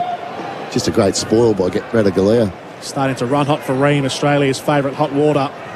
And they're back inside 50 again here in North Melbourne. It was a one-on-one battle between Larkey and Ratugolea, both charging towards the boundary line. Boundary throw in. Zerk Thatcher gets a toe to it. It goes straight to the line, and it will be a throw-in. Whoa. He was in a tackle. He was being slung down, but the kick went straight to the boundary line. The umpire has given him the benefit of the doubt. So a throw-in. And lucky for him, it just bounced inside the line as well. And it carried an extra foot, would have been out of bounds on the full. Thrown in. And Houston squeezes out a handball. Wines feeds it onto Mead. Shrugs the Taylor tackle, pokes it further on. And Port Adelaide getting away from the danger area now. Up to high left half forward. They're not running forward like they were in the first quarter, though. Looks like they might get Todd Marshall back too. He's on the phone to the coach now. Oh, that's good. So he's passed his examination. Yeah. Wines onto Mead. His kick will go inside 50 from Mead. To the left forward pocket for the power. Good. And the mark has been taken by Georgiades, who was outnumbered in the contest, but held the grab. And he'll go back on a pretty tough angle. He'll be starting his run up from outside the field of play at left half forward. We'll take a good kick, this one. A nice, strong mark. Caught him do a lot wrong. He had some help there from the front. Still able to take the contested grab. He looks like he's enjoying having Dixon out of the side. Bit more room to move, a bit more ball coming to him. Well, a little bit less predictable, aren't they? They go to Charlie quite a lot. He scored a goal right at the end of the first term, Mitch Georgiades. And to cancel out the North Melbourne goal from a moment ago, right foot goes across the face and just slides out to the far side. Another minor score, 6-5-41 Port Adelaide to North Melbourne 4-3-27 for Athena Home Loans. Bit of an arm wrestle this quarter. Margin was 11 points at quarter time in Port's favour and got to 14 at the moment. Fisher plays on and does well with the kick-in duties and finds Taylor just on 50, defensive 50. And looks like they're drilled just to be methodical in their build-up here. And if they can get it to the centre, then they go a bit quicker. They're just trying to get it out to the half-back flank now. They go around the cape and McDonald takes a good mark. Still half-back flank, 10 metres in from the boundary. And McDonald's got nothing really moving for him, so he's going to have to hoof one down the line. He does. He's got a couple of leading targets. One's Pink, competes pretty well, and ball goes out of bounds. We'll have a throw in centre wing. 4:53 to play. The Power 41 leading North 27. Entertaining game of footy. Smallish crowd down in Hobart, but they are in full voice. It's a good chilly winter's day. Bit of mud on the ground. Everything we love about footy. As Sherry works his way to the front. Horn Francis just loves contested footy, but he was met by Sherry on that occasion. We're going to get a little bit of physical stuff here. Just a bit of push and shove. A bit behind that tackle. It was a bit. Bit of you left us sort of stuff. Yeah, I don't mind it. Ruckman's got to lead the way. Francis. Now he's having a bit of a gob back. So I'm enjoying myself since I left you. Game 50 for the Hornet. And he's playing pretty well. Just chips one up to the logo where he's got Drew. And then Drew can go forward to Wines. And now back to Horn Francis. And then Horn Francis goes low and strong and long. McDonald was there. His handball wasn't much good, and there's Port players everywhere. Back to Horn Francis. They're at half forward. Now Wines will kick. It's a little short one off his shin. Wasn't much good at all. McEntee to Burgoyne. Under pressure, close to the line. All handball. Now Wines, a kick inside 50. Cut off. That was poor movement. And Tucker can save the day for the Kangas and just take his time a bit. Tightened up a bit at the other game. It's a 6-point lead now to the Blues with 3 minutes to go in this first half. Across to Combat in the back pocket. North Melbourne going right around defensive 50. Fisher had to be quick as Burn Jones was bearing down on him from behind. Squeezed the kick away in the nick of time. Still 3.5 minutes to go here in the second term. North Melbourne 27, Port Adelaide 41. And it's that centre half back here for North Melbourne. Port Adelaide with the high press, so North Melbourne have to be careful with how they possess the footy out of the back half. Tucker down the line, little handball over the top, and they will just break the lines well enough, North Melbourne. They were very careful but very precise. Here's Pink at left half forward. Right foot inside 50, needs a grab. Radigalia had a hand to it, drops it. Drew paddles it on. Larkey pounces onto the footy, then lost it. He's grabbed by Boak. Stevenson's in there as well. Aaliyah has him all wrapped up, and it'll be a ball up about 20 metres out straight in front. Thrown up by the umpire. Quickly, Sherry. Down, whistle. Radagalia. Yeah, Port Adelaide free kick. 27 plays 41, and Big Asaba has it at full back. The goal square's painted in the Torres Strait Island flag to our left and the Indigenous flag to our right. Asaba Radagalia gets it out of defensive 50, but North Melbourne might repel and send it back in. Powell fights for it at ground level. Sheasel over to Shields. Dropped it, had an air miss. Now it's Sherry. High kick to the forward line again for North Melbourne. Larkey getting battered by two key defenders. Taylor cuts his way through the traffic. Handballs to Stevenson. Powell. All of this under heavy pressure. Port Adelaide aren't giving them an inch of fresh air. And in the end, it's Mead who takes over. Boak is tackled by Stevenson. Aaliyah over to Mead again. And finally, maybe not finally, I thought they got it clear for a second. It's going to go out of play. Gee, that was out. That was out of play. And now Port Adelaide are out. Farrell's got it. Centre wing. Off to Rosie running. High ball inside 50. He's got Horn-Francis who marks. Gee, they're booing because it looked like it was out by a foot. Combin's gobbed off to Horn-Francis. He's given a bit back. But at the end of the day, Horn-Francis is going to fire from only 35 metres. He's been really good too. This is his 13th disposal coming up.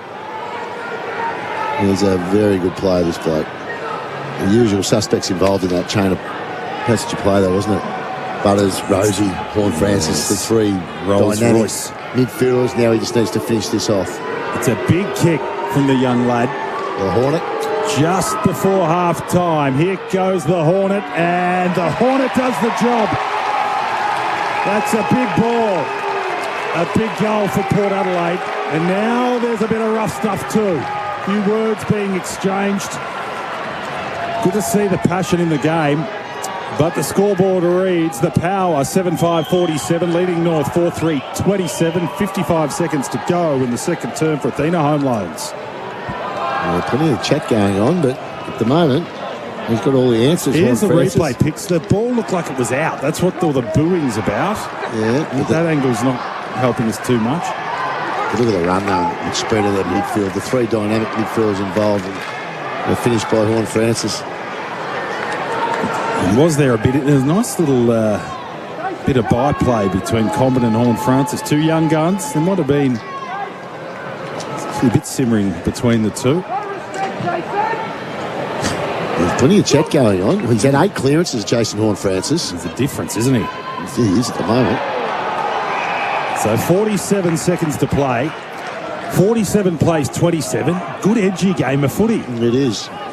Roos can't afford another one. Port would love to just extend it a bit more. There's still time if you're good enough. Finlayson to Houston. By hand, middle of the ground. Rosie, who's starting to warm up a bit. Goes long. He's got Marshall, who's back on the ground, who almost marked it. Umpire said no. McEntee there under a fair bit of pressure gives a handball. Ball goes out of bounds. And we'll have a throw in forward pocket for Port. 27 seconds to play, second term.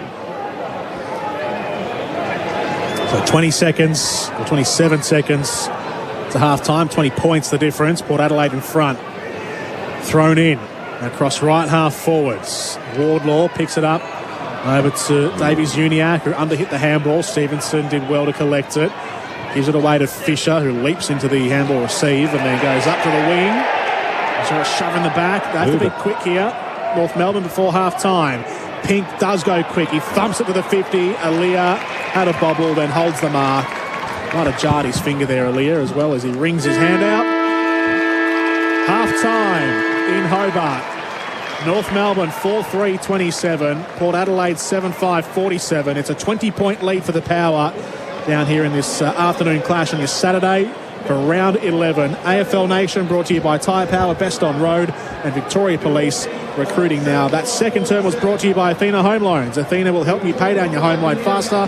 Visit athena.com.au. 20 points the lead for Port Adelaide, and we'll have our halftime show on the other side of this.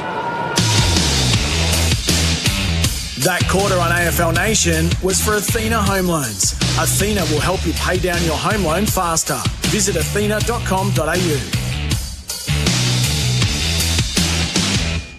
The Audi end of financial year event is on now at Audi Barryburg. For a limited time only, receive reductions equal to the amount of GST on the manufacturer's recommended drive-away price across a wide range of Audi models. T's and C's apply. See website for details. LMCT 7522. There's more for you at Victoria Police. The freedom to go on more holidays with a job that gives you 9 weeks annual leave. More connection with your community, where you'll make a difference every day. The chance to meet more people, where workmates become your best mates. More opportunity for change with hundreds of career choices. You can have all of this and more with a career at Victoria Police. Search Police Careers. Authorised by the Victorian Government, Melbourne. Harvey Norman Furniture and Bedding floor stock clearance on now. Hurry in for big savings on selected floor stock, fabric and leather lounges, dining room furniture, office desks and chairs, outdoor furniture, barbecues and more. Massive floor stock clearance on selected mattresses, bedroom furniture, kids furniture, pillows, quilt covers, cushions and more. All priced to clear. Race in for incredible deals on selected floor stock with quick delivery available. Now's the time to buy. Harvey Norman Furniture and Bedding floor stock clearance. Limited time only. Hurry. Go! That roast chicken? Maybe halal? That snack pack? Yep, halal. Dad's investment portfolio? How on earth would you tell? Talk to Hijaz Financial Services, helping Muslim Australians secure halal super, home loans and investments. Hijaz Financial Services. Definitely halal. hijazfs.com.au. This information is provided by Hijaz Financial Advisors, Pty Ltd, AFSL 517686 and Hijaz Islamic Credit Solutions, Pty Ltd, ACL 480542 and does not take into account your objectives, financial situation or needs. Tradies, gear up for winter with Hard Yakka. We're redefining toughness for the colder months. Our new winter range for men and women is here, featuring a huge selection of ultra-warm jackets and vests ready to shield you from the elements. And our iconic 3056 tradie boot, a must-have for the season. Every item crafted for durability and outstanding performance. So get your winter gear sorted at your nearest stockist or visit hardyakka.com. For the Aussie legends of today, Hard Yakka, nothing's tougher. The sort of things I plan in advance are holidays. Social activities, getting together with people. Purchases. I like to pre-plan. I like to be organised. I like to know what I'm doing and when I'm doing it. I should plan some time, not to be booked. Just allow some time to be free. Celebrate your life the way you want, like I did with a fixed price funeral plan from Tobin Brothers Funerals. The price doesn't change and your life will be celebrated your way. Find out more at tobinbrothers.com.au. Tobin Brothers Funerals, celebrating lives. 40 million is big. Keno Go's jackpot is now a whopping $40 million. Download the Keno Go app now. Gamble responsibly. Call 1-800-858-858. Hey, it's just Melboy. Now, we all know that Aussies have a passion for creating things, and that goes far beyond the studio. Australian Made Week is our chance to celebrate all that we create. So from the 20th of May, join me in supporting our local makers and growers. Whether you're buying something big or small, look out for the green and gold kangaroo so you know you're buying genuinely Aussie. Because Australian Made makes Australia. Visit australianmadeweek.com.au. Buying a new or pre-owned vehicle before the end of financial year? At Patterson Cheney Toyota's unbeatable sales weekend on now. Drive in with your old ride and drive out with a new one with a minimum $3,000 trade-in offer. Each purchase gives you a chance to win a home theatre system and up to $1,000 cash with Spin the Wheel or simply walk in for a chance to win lucky door prizes. Mark your calendars. Patterson Cheney Toyota, 200 Cheltenham Road, Keysborough, LMCT 578. Oh, what a feeling, Toyota. You're listening to AFL Nation for Tyre Power, Australia's biggest independent tyre retailer, and Victoria Police. Looking for a career that gives you more? Search Police Careers. Victoria Police. Made for more. Macca's I'm Loving It Moments. The new Feisty McSpicy range at Macca's. Good, bit of sticky mud helps the marking plays. Merry Creek mud. Here goes Wines. Drop punt's pretty good. Kicks the goal. Does the Brownlow medalist. On the left foot. Chips one into the pocket. Can they get a mark? They can. Curtis takes a strong clunk and he'll fire from only 20 metres out. He's going to go with the drop punt. Nothing tricky. Comes in. Kicks the goal. Good lad. High ball inside 50. He's got Horn Francis who marks gee, they're booing because it looked like it was out by a foot just before half-time. Here goes the Hornet, and the Hornet does the job.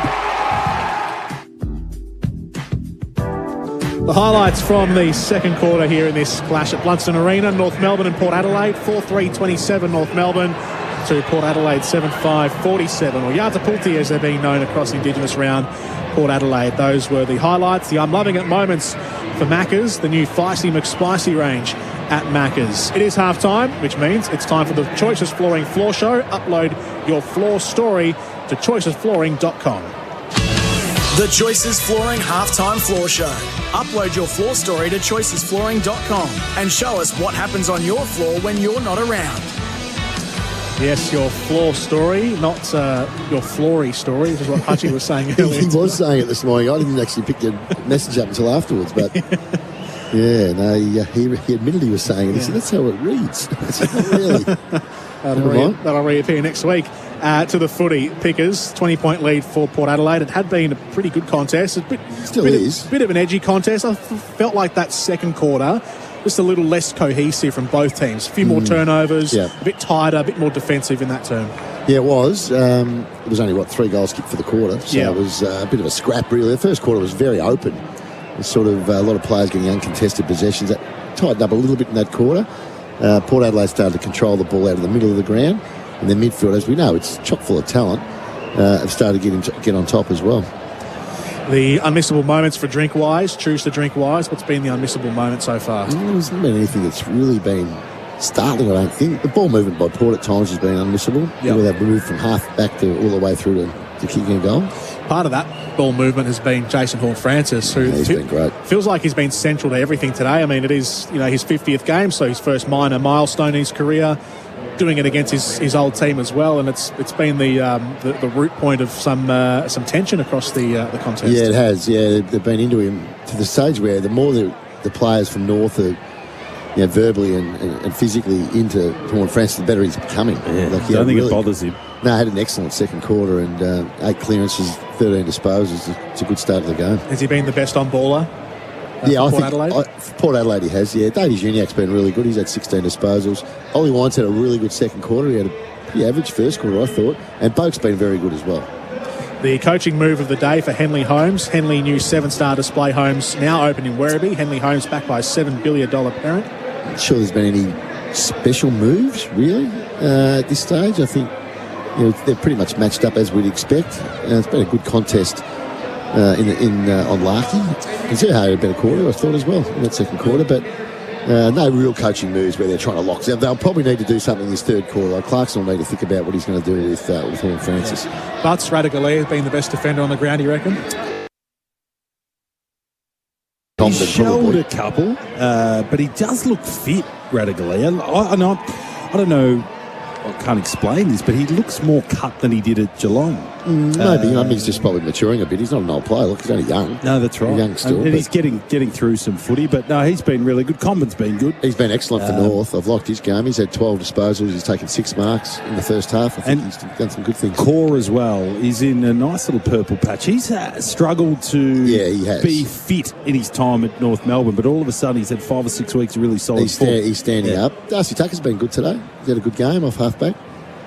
Who's on a roll for Monarch Paint? Kick off your next painting project with Monarch Painting Made Easy. The Hornet for me. Yeah, he's on a roll. He's power from stoppage, and he's also his run, and he's getting forward. And he's hitting the scoreboard now as well. Someone who's been getting on a roll as the game has gone on has been Cam Zerha for North Melbourne. First quarter a bit quiet. Second quarter had more of an impact on the contest. Yeah, much better in the second quarter. He actually looked like he was really running on top of the ground. He really looked like he was. Yeah, his legs were fresh. In the first quarter, he can look sluggish at times, Cam Zerha, but. Thought the way he went about it in the second quarter in particular was really, really positive. Because he's a player they need to play good football. Yeah, they just lack targets inside 50 though, don't they? I mean, we know Larky's the only real key forward up there, but even some of the mids and some of those, someone like Dersma, who's a young player, albeit first year player, but can take a good mark inside 50, just can't get them free at all. No, it's not really the ground where you can get a lot of space. It's not a big ground, but. They don't use the ball that well. That's the other thing. The couple of good looks they got were on the back of Wardlaw in the first quarter where he was able to get it in low and quick and give them one-on-one opportunities. Monarch available at Bunnings Warehouse. Tribunal incident so far for Arnold Thomas and Becker. Anything to Hopefully a couple of wrestles, but nothing I would have thought. You'd hope you'd avoid the $1,000. Yeah, I don't think there'd be too much there. Is that bloke's good? Have a look at that. In the middle of the That's in the middle of the Derwent. The bloke's about a K offshore on a stand-up. Yeah, not for me. Not for me. I can think of better things to be doing on a Saturday afternoon than that. What do you call that? Is that paddleboarding? It's a stand-up paddle, isn't it? Paddleboarding. Sup. Yeah. And he's got a fair way to paddle, the lad. Oh, he must love it. Good on him. It's his idea of fun. Working hard. Not my idea of fun. He's on a roll. Didn't want to fall in. No. When he's shark into him. Really? No, thanks. Sharks in the Derwent. There'd be something in there. Something nasty in there. There'd be something in there. It's been freezing down there as well. It's always cold down here in Tassie, of course, and the Derwent's. That's the cricket shot. Whenever it's boring in the cricket, they go to the Derwent, and Tony Gregg would give us something about the bloke having a fish out there. That's a terrible impersonation, by the way. Sounded nothing like Tony Gregg. Oh, park your car. That's better. Bit of rum. It's a bit of rum. Yeah. Become a legend by helping your local club fundraise through Toyota's Good for Footy raffle. Our major partner is the TAC. Driving tired, wake up to yourself. What do we need to see here in the second half? North need to really start getting control of the middle of the ground because, I thought the clearances in particular in that second quarter were just starting to go Port Adelaide's way. And when they get the ball in transition off half-back and they use the corridor, they look really, really dangerous, Port Adelaide. So North need to control a bit more of the ball and need to use it a bit better too. I thought there were times where there's some really lazy kicks, missing targets, one-step passes. And it's cost them, and that's what cost poor sides, and that's what's cost them so far in the first half. Yeah, just sometimes kicking off the back. Bit of composure. Kicking off the back foot, where you're sort of rocking back into the kick, and it just lops up the opposition. Yeah, well, we saw that. There was one earlier. I think it was Eddie Ford did it, and Jace Bergeron popped in and took the mark. If you're Clarkson here, at what stage do you give him a go at the North ball, where they do try to score? You try to lock them down for another 15 minutes? No, I'd be doing it straight out of the third quarter, yeah. I'd just go, right, boys, let's take this game on. Die on your feet. Yeah, well, otherwise it's going to continue the way it is. 11 points at quarter time, it's 20 points at half time. You can see it being 5 goals at 3-quarter time and a 45-point loss. That's what I'm seeing. Around the grounds for the Drain Man at Marvel Stadium, half-time as well. Carlton 4-9-33, inaccurate Blues. 4-2-26, the Gold Coast Suns. So Blues misfiring, but still in front by 7 points. Zach Williams has 2 goals, the only multiple goal scorer on the field. Patrick Cripps, 20 touches. Sam Walsh, 19 touches at half-time, leading the way by quite a distance in the disposal count. That's the Drain Man around the grounds live scores. Later today, Geelong against the Giants. Come on, Catters. Got to get back this week. And then dream time at the G tonight. Richmond against Essendon. That is at 7:40 Australian Eastern Standard Time. All those matches available to you through our coverage on AFL Nation via the SEN app and wherever you're listening on your radio around Australia. We will take a break. On the other side of this, it'll be the second half from Hobart, North Melbourne and Port Adelaide. It's 47-27, a 20-point lead for Port Adelaide. That was the halftime floor show. Thanks to Choices Flooring. Upload your floor story to choicesflooring.com and show us what happens on your floor when you're not around. You're listening to AFL Nation for Tyre Power, Australia's biggest independent tyre retailer, and Victoria Police. Looking for a career that gives you more? Search Police Careers. Victoria Police. Made for more. Buying a new or pre-owned vehicle before the end of financial year? At Patterson Cheney Toyota's Unbeatable Sales Weekend on now. Drive in with your old ride and drive out with a new one with a minimum $3,000 trade-in offer. Each purchase gives you a chance to win a home theatre system and up to $1,000 cash with Spin the Wheel or simply walk in for a chance to win lucky door prizes. Mark your calendars. Patterson Cheney Toyota, 200 Cheltenham Road, Keysborough, LMCT 578. Oh, what a feeling, Toyota. If you're tired of dirty wheels on your European vehicle, listen up because Bendix has the answer. Euro Plus brake pads from Bendix feature dust reduction technology that will have your wheels looking cleaner for longer. But it's not just about the looks. Euro Plus pads are the perfect OE replacement, offering smooth, quiet and more confident braking. Ask your mechanic to fit them at your next service. Get Bendix Euro Plus brake pads today and enjoy superior braking without the dust. Bendix, put put your foot down with confidence. What's tougher than tough? NHP's ISO range of plugs, sockets and switches. With over 400 options covering 10 to 50 amps in 3, 4 and 5 pin configurations, NHP's industrial strength options range of plugs, sockets and switches is diverse and excellent value. IP66 and UV stabilised as standard with chemical resistant versions available, you won't find a tougher range for your industrial, commercial and domestic applications. Hot or cold, indoor or outdoor, NHP's ISO range is tough. ISO Tough. Available at your local electrical wholesaler. Don't let your business get caught behind this year. Sign up your next apprentice or trainee with MEGT and get some runs on the board. Call the experts today on 13MEGT or visit MEGT.com.au. Swing by Macca's for dinner and grab a McSpicy, which is... or a Feisty McSpicy. Or spicy chicken McNuggets. Macca's new Feisty McSpicy range. Things just got feisty.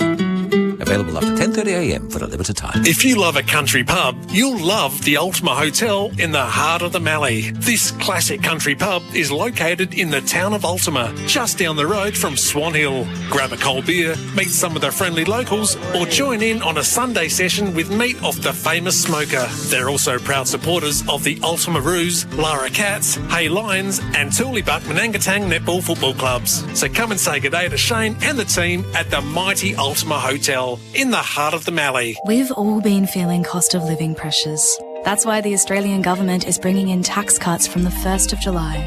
They're for the drivers delivering the veggies and the people buying them, for the people working in offices and the tradespeople building them, for nurses saving lives and the teachers shaping them. They're tax cuts for every taxpayer. Visit taxcuts.gov.au to find out how the 1st of July tax cuts will benefit you. Authorised by the Australian Government, Canberra. Meet Sonos Ace. Perfect sound, now in obsessively crafted headphones. What we listen to is personal and powerful. And how we listen needs to be perfect. The right sound at the right moment amplifies everything. It moves us, makes our world brighter, and our experiences deeper. This is elevated listening, the way sound should feel. Sonos Ace. Learn more at sonos.com/ace. At AutoFlip, we've flipped the script on selling your car. Forget lowball trade-in offers or weeks of dodgy tyre kickers dropping by. Simply list your car online for free with AutoFlip and have over 1,000 dealers bidding to buy your car. Smart, hey? AutoFlip flips the selling process on its head. Better still, you only pay when you accept the best offer. So don't just sell your car, flip it with AutoFlip. It's the easier, quicker, smarter way to sell your car. You're listening to AFL Nation for Tyre Power, Australia's biggest independent tyre retailer, and Victoria Police. Looking for a career that gives you more? Search Police Careers. Victoria Police, made for more. Yes, Port Adelaide in front by 20 points at half-time down here at Hobart. Liam Pickering, we're just seeing the players come back. The Roos in the circle, getting the final rev up. We talked about it before. If you're Ken Hinkley, what are you saying to the boys for the first 10 minutes of the third? And also, if you're Al Clarkson. Al Clarkson will be just, right, we need to be a bit braver here with the ball. Need to control at stoppage. Port will be just trying to do what they've been doing, really.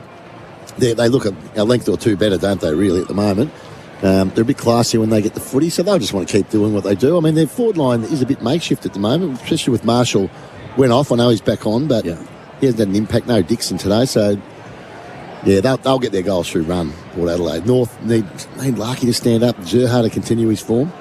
How do they solve a problem like Horn Francis? What do you do? Have you got to play that? Gerhard's the only one that could match him for power. Well, maybe Davies Uniacke could go head-to-head with him. Looking at some of these numbers, Darcy Tucker's had 17 disposals. Luke Davies Uniacke's had 16. Ollie Wines and Houston have had 14. Fisher's had 14. Horn Francis 13 and Boak 13. So there's not much in the numbers. But it's the output of a guy like Horn Francis. And look, Rosie and Butters haven't had massive influence. I know Butters has kicked 2 goals, but he hasn't had the numbers that he normally has. So that's a concern for North, that he gets rolling. For Tyre Power and Victoria Police, it's Port Adelaide by 20 points, and we're ready to go in the third term. So the two ruckmen in the middle, Sweet and Sherry, ready to start the second half from Blundstone Arena. And we are underway with a wonky old bounce, but the umpire lets it go Luke Davies-Uniacke pokes a kick away to Ford. In fact, it's Taylor who gets run down immediately. So he only made up 5 metres of distance and another ball up. So what just happened there with Davies-Uniacke? He got spun around 4 times. They just let it go on. Should have just been balled up. Powell handballs across and then a long kick up towards half forward. Ratugolea dives across to his right and pouches the high dropping footy in his right hand. Did really well, taking that one down low. And he kicks wide to the broadcast sideline, where Jones has the footy, making up his mind. He goes up the line with a short kick. Bergman's taken the mark. No one's on the mark, so he plays on, runs another 5 or so metres, then kicks to the 50, hoping for a big pat grab. No one can take it. Sweet was up there flying for the footy. Wines gets the crumb, gives it to Butters, kicks around the body and measures the kick nicely to Marshall, who's taken the mark at right half forward. Just a little poking kick inside 50 from Butters was perfectly weighted. And now Marshall for a chance for his second goal of the day. Kicked one in the first term. Halfway through that first quarter, came off for a concussion test. He's been cleared by the Docs. Great vision though, and goal and ball use there by Butters. It's going to be a tough kick this. He is starting from outside the sideline. From 50 metres at right half forward.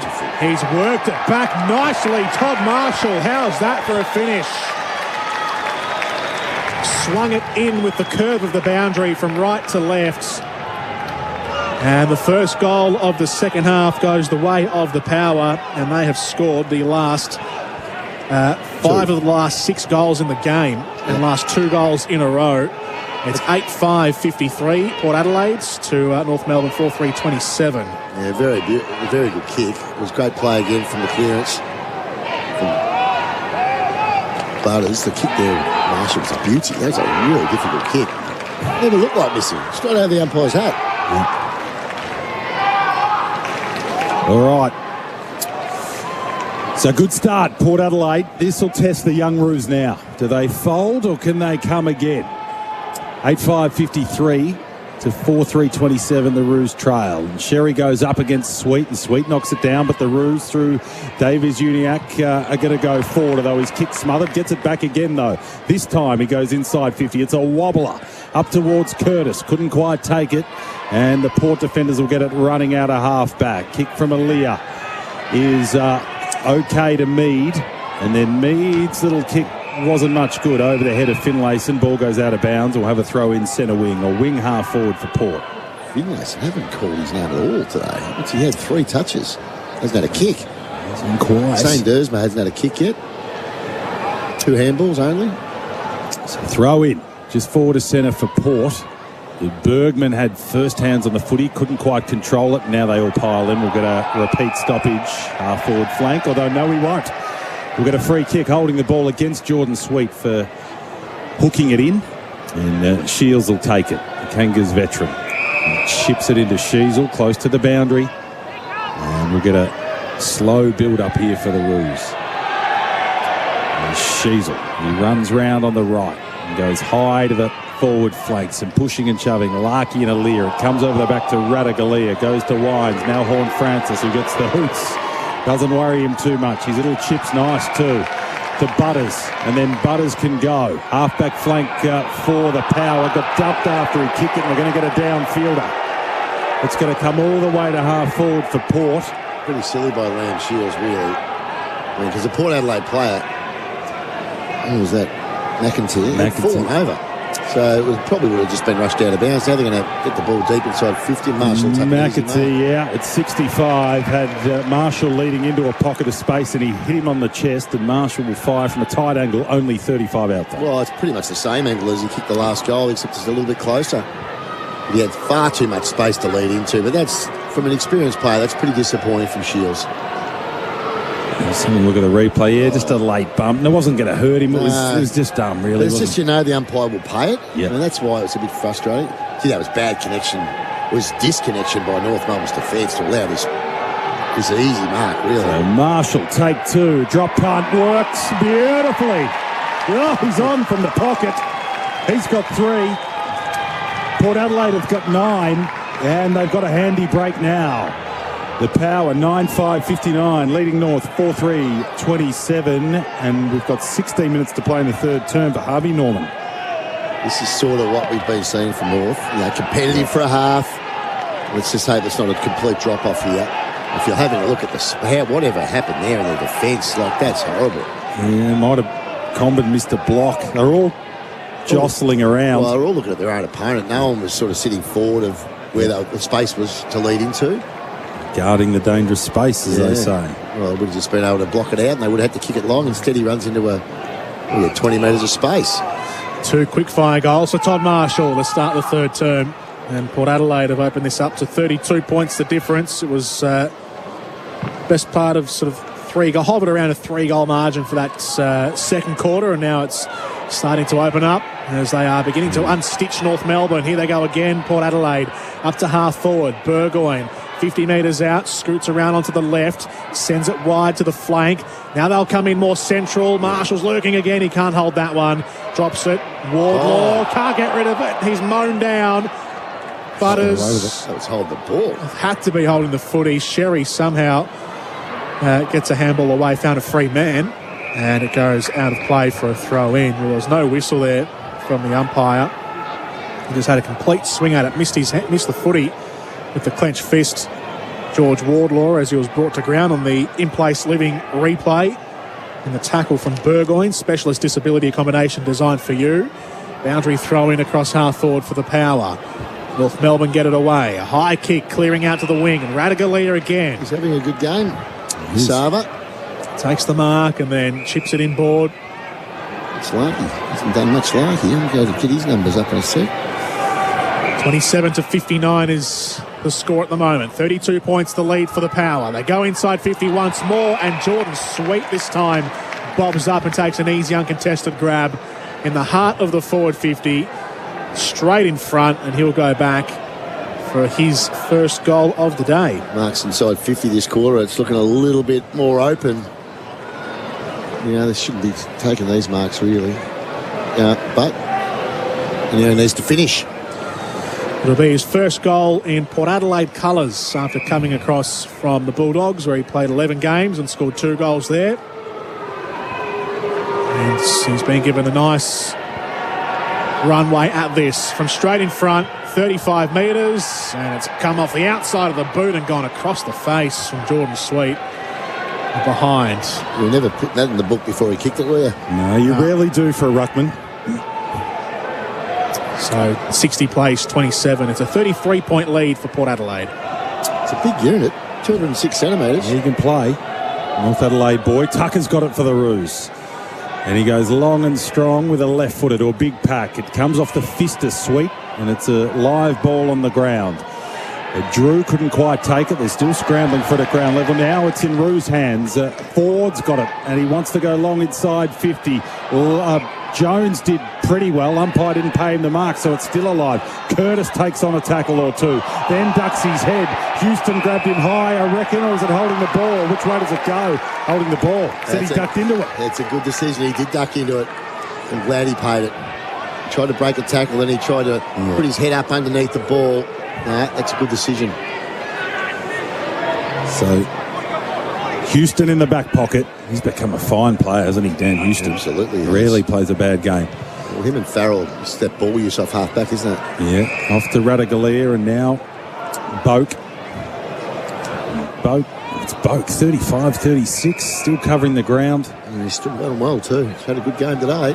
His name got tossed up as could he finish his career at North as well. The Parker one we talked about earlier was a better fit. Yeah. I think he's a better fit, sorry. He's Boak again. Boak's got it again. Covering the ground. Wines who's covering the ground well. He can get this back off Jones. Wines at 50. Tries to draw a handball, then mucked it up. Handball got battered down.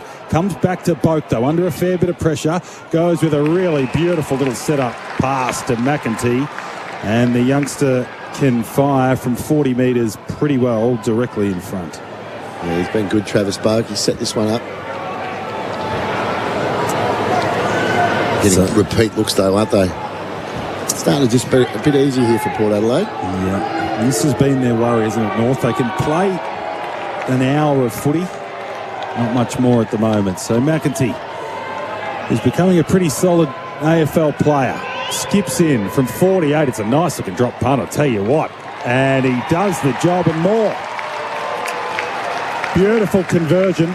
And trouble here now for North. Port looking the goods. They're 10-6-66. North stuck on 4-3-27. 12 minutes to play in the third term for Harvey Norman. Yeah, they've just getting their running game going here, Port Adelaide.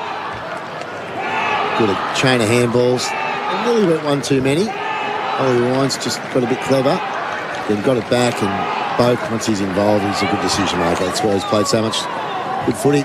He's a top liner. And you read about Horn Francis's development, and he credits Travis Boak. They went to Colorado together. They don't just follow the club program. They're using NFL coaches and adding pace and power. That's what you need. I don't know if the Roos quite have that sort of mentor yet. Not in that group, they don't. No. They just don't. That's why they went and got Liam Shields and a couple of those older guys. 4 goals in a row now for Port Adelaide, either side of half-time. 3 of them in this term. And now 66 plays 27. 39-point lead for the Power. Sheasel with first hands after the centre bounce. Chain of handballs through the centre square for North Melbourne. They kick it wide to Zurhar on the broadcast wing. Angles the kick to centre half forward. Wardlaw got spun through the air but still held the mark. He hit the pack hard. He got twisted around in the contest and then grabbed it on the way back down to earth. Good grab at centre half forward for the youngster, and now a set shot. He's powerful. What a warrior he is. He is. He hasn't had a huge amount of the ball, but what he's done has been good. I'm trying to get his numbers up while we're doing this. He only had it 6 times. Georgie Wardlaw, the number 4 draft pick from the end of 2022, second year on the list here. His set shot did not have the right technique, goes out to the left and was never straightening. A minor score, 4-4-28 North Melbourne to Port Adelaide 10-6-66 on the third term scoreboard for Harvey Norman. And the Power to bring it back in for Ryan Burton, who's flapping his right hand around, gesturing to his teammates to move. He goes out to the far right flank and Alira takes a good mark. That's a white long sleever, isn't it? That's a real pale long sleever. It's a crisp white tee. Alira. Happy if you washed your sheets and it came out as white as that, I reckon. We've come back into defensive 50 here, Port Adelaide, just waxing and waning, trying to find a gap to open up. Lockie Jones out to Jason Horn-Francis, who's kicked to the line, was swatted out of play by Darcy Tucker. To a warm round of applause for the North Melbourne fans. Yeah, so 66 plays 28, 10 minutes to play third term. This is Liam Shields moves on to try to quell the influence of Horn-Francis, who's having a big influence on this game. Finlayson grabs it for Port and goes high to centre half forward. Oh, huge hang almost, Georgiades dropped it at the last moment. The Roos just need to be calm here and try to work it out of defence. Fisher to Archer, and then Archer needs to kick it, and he does, but I don't like the look of the kick. It's back in turnover territory. Georgiades on the left foot finds Marshall, and Marshall can line up for number 4 from 52 metres. It's going to take his best effort. Bit of airtime there for nice hang time. Yeah. Georgiades. He normally grabs them too. He's got pretty good hands. Yeah. He's an athlete, that's for sure. So Marshall, with 3 straight to his name, can extend this margin to a troubling spot, really. Runs round to the right. Connection's pretty good. I'll tell you what, it's a beautiful conversion. Marshall's got 4. Having a bit of a day out all of a sudden. Sure is. And Port Adelaide have got 11. They're 11-6-72. North 4-4-28. 9 minutes to play in the third term for Harvey Norman. Yeah, he's becoming a bit of an issue. Look at that. Well, it was a good leap by Mitch Georgiades. Hit him in the face, actually. Went through his hands. Yeah, very good pressure there by Darcy Byrne-Jones. And then Todd Marshall just finding a little bit too much space at the moment in that north forward line. He's a crafty player, isn't he? Yeah, he is. He's not a strong player, but he's tall. He's a hard matchup. He's quite mobile. Down on the Crow's Electrical interchange bench earlier in the contests, Willie Rioli subbed out of the game at the end of the first term with a calf strain. So Lockie Jones was brought in, and North Melbourne yet to activate their sub, Charlie Lazaro, in the middle. 7 touches, 4 goals for Marshall's. Good going, isn't it? Yeah, taking your chances. In the middle, Port Adelaide get the clearance, and then Alia's pushed up to the wing. He'll send them inside 50 again. McDonald comes across, can't really affect the punch. McEntee from right half forward. It went a long way to the right. It swerved all the way back to the goal mouth, but Archer was there to punch it into the behind post where it'll go out for a throw-in. That just swung all the way back through the Hobart breeze from Jed McEntee. Looks like he absolutely shanked it, but came back all right. Gives Port Adelaide another chance here from the throw-in, deep inside 50. Thrown in. Jason Horne-Francis sees off 1, sees off 2, then loses the footy. He had eyes for goal. He was balking through the traffic, and then he got upended. It'll be another stoppage as it hit the ground underneath Jackson Mead, who's picking himself up now. It's a big lead here for Port Adelaide. Ball thrown up, looking for another one. McEntee has a ping for goal, and it's gone across the face. And out to the right for a minus score. McEntee, who's got 1 goal to his name today, now 1 goal 2. And North Melbourne 4-3-27 to Port Adelaide 11-6-72. So a 44-point lead, or 45-point lead now it is, as that behind ticks up over for the Power here at Blundstone Arena. AFL Nation brought to you by Victoria Police, recruiting now. Tucker goes long to centre wing, but the ball's quickly in dispute again, and Finlayson grabs it and tumbles one back deep inside 50. Tucker needs to mop it up. He gets his right foot to the footy close to the line. Good desperation by Archer, and he forces a boundary throw in. And we'll have that throw in only 30 round from the Port Adelaide goal. They're under fire here, the North defence. 8 minutes 30 to play, 73 plays 28. Chilly day down in Hobart.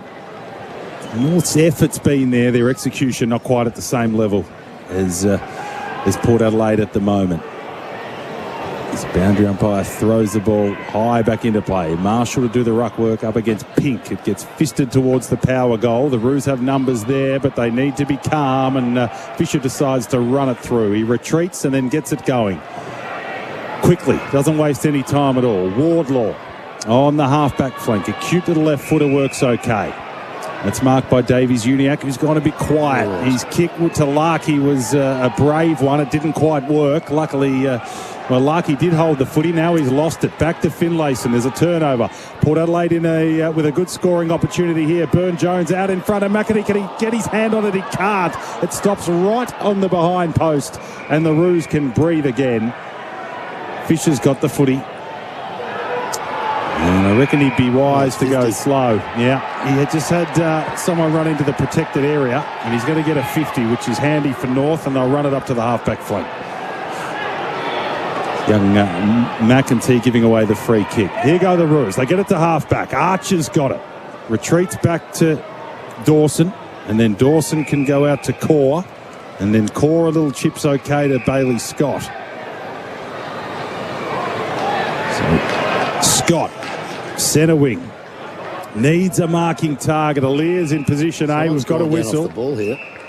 North free, I think. And it's going to be young Dersma. Might have been slung by Burton. So young Dersma's going to get a shot. He'll be 45 metres out. Tight-ish angle, 45-degree angle, in fact. Kitty's a good shot at goal. It's not beyond him. He's going to be a very good player, young Dersma. Good size. I didn't realise he was quite as big as this. He's at 190. Skinny kid, lots of talent, comes in from 45. It's a nice drop punt. Well done. Gets one against the grain for the shin bonus. A much-needed one. And the Kangas will move to 5-4-34, trailing Port Adelaide 11-8-74, and we've got 6 minutes 55 to play in the third term for Harvey Norman. Yeah, nice finish. A bit undisciplined off the ball there when it came down. Look at the replay here. Who is it? Oh, Rosie, is it? Just to try to block him. Oh, that was Burton, sorry, you're right. Blocked him off the ball. They needed it. Well, that's an understatement. Well, yes. They're 40 points down now after a goal.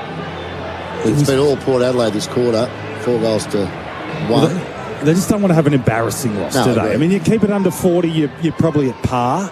Well, this is what you thought they could win. Well, I thought they were going to have their noses in it. I didn't really think they could win. They've disappointed me a bit, but I thought their effort was there early. They've just been outclassed. No doubt in the first half it was there. But this quarter's opened up a little bit for Port. Yeah, back in the middle we go. Breaks a run of 5 goals in a row there for Port Adelaide's. And they'll try to go forward here again, the Power. McEntee was brought to ground, Boak mopped up.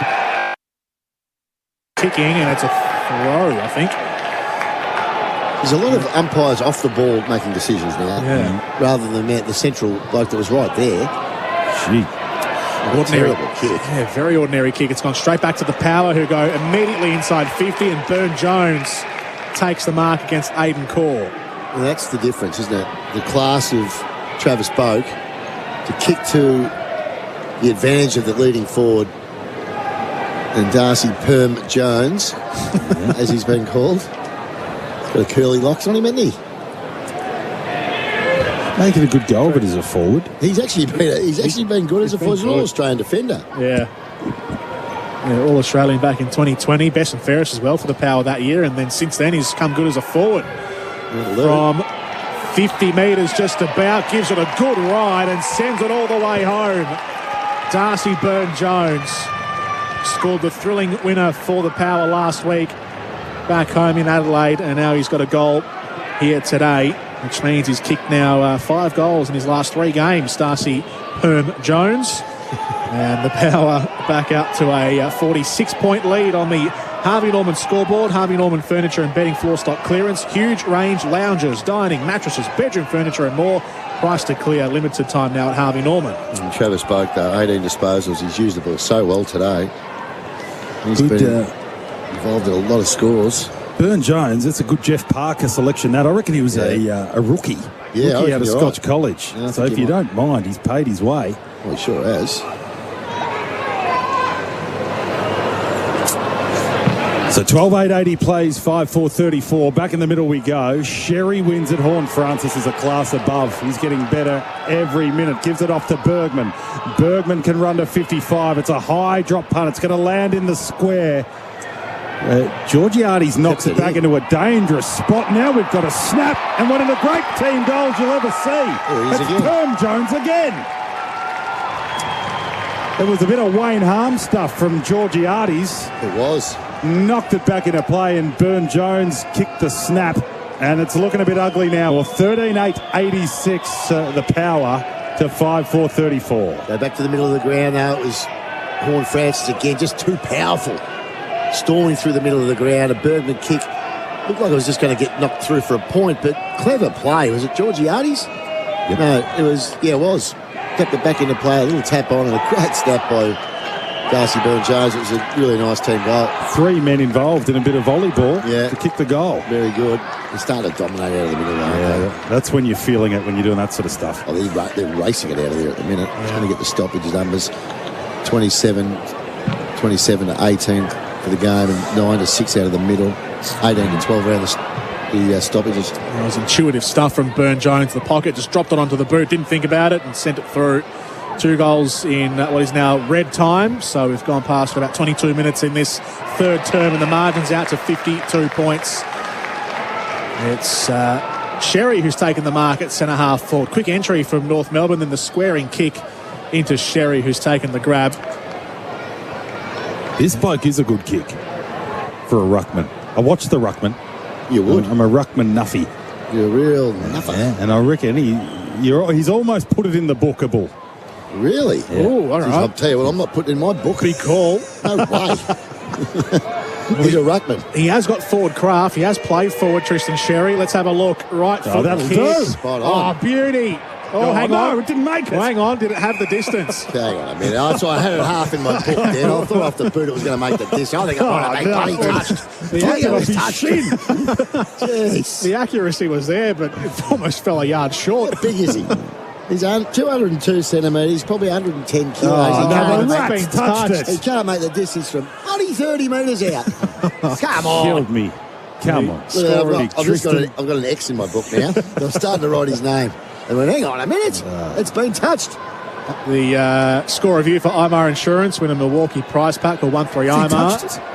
I reckon he's gone through his mitts. 100% he's touched. It's Radaglia who's leapt up on the line. Surely he's touched that. He's having a good look. He's touched it for sure. Zoom in on the arc. Oh, they're going to get him more. There you go, frame by frame. Each one more blurry than the other. Exactly right. Behind. Yeah, behind. So 5-5-35 North Melbourne to Port Adelaide. 13-8-86. 4.5 minutes to go in the third term. This is AFL Nation. For Tyre Power, best on road, Nick Butler. Yeah, Burton a little chip to Farrell. And then Farrell is a beautiful left footer normally, and that's no exception to Mead. Around the grounds for the drain man. Yes. Blues by 19. 5 minutes to go in the third. Joe Witt's about to have a shot. Still game on. Finlayson's got it for Port Adelaide. They've worked it up to centre wing. Starting to do a bit more since you gave him a clip. Picks. Who's that? Finlayson. Yeah. He's had a little bit of it. He wasn't doing much until then. 3 touches. Roos defence under a bit of pressure here. Sheasel, a little bit of a wild fist to Lazaro, who's on the ground. So we've had a Kangas subbed out, but it's coming back with interest. 2-on-2, top of the square for Port. Ball comes down. Fisher's been okay. Gets a little toe on the footy. Comben grabs it, and he's wrapped up by Burgoyne, and we'll have a ball up deep forward for Port. On the Crow's electrical interchange bench, it's Zane Dersmo who's been subbed out. Midway good goal. Yeah, after the goal, actually, in this third term, and Lazaro on. And ball up. It's a big ask for these young blokes. I mean, they're coming into the best competition in the country, and we're expecting miracles from their first year. I mean, it's not a bad thing to go back and play in the VFL, spend some time as a sub. Nothing wrong with that. Oh, yeah. I mean, if Dersma gets his 12, 13 games out and shows a bit, he's done well. He's done well. He's done well. I mean, we've just got this expectation everyone's going to be Harley Reid and Nick Dacos. It's just not like that. It's ridiculous. They're up against some guns here. Sherry used some strength and grabbed it out of the ruck and then kicked a left footer that was nicely marked by Stevenson up the line.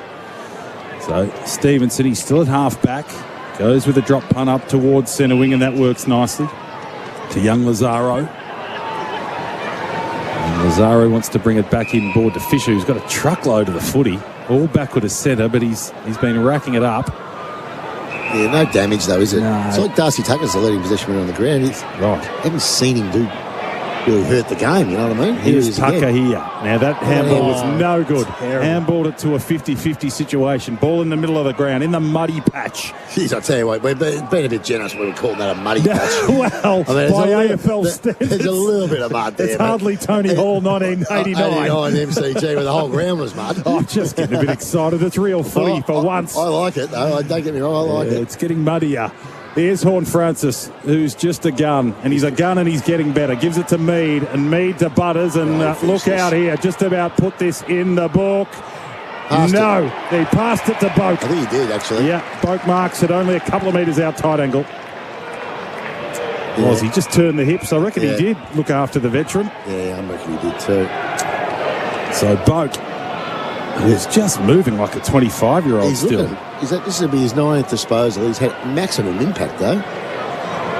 7 score involvements. Hasn't lost him, and he was never the quickest. So he's just getting smarter with age. He runs around and ballies that one.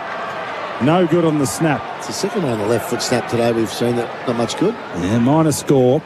Port Adelaide will move to 87, leading North 35. 2 minutes to play, third term. Around the grounds, Carlton 65, Gold Coast 53 at Marvel Stadium. They'll be nervous, those Blue Bagger fans. They would. No, they've been the better side all day. I could have put that. Whoa, what a fly through the air from Eddie Ford. That was a bit acrobatic and also a bit messy as well. They go back inside 50, Port Adelaide, but Tucker's taken the mark deep in defence. In the back pocket, he goes out to the far side. Stevenson, right half back. Look at that on the in-place living. Oh, gee, he did fly through the air then, Eddie Ford. Yeah, he came in from the side and took his legs out from under him. Got a bit of a ramp off the back of Alia, and then he spun. Look at that kick, though. Look at that kick. Sideways. That's a bad kick. Who was that, Comden? Or was it Core? It was Comden.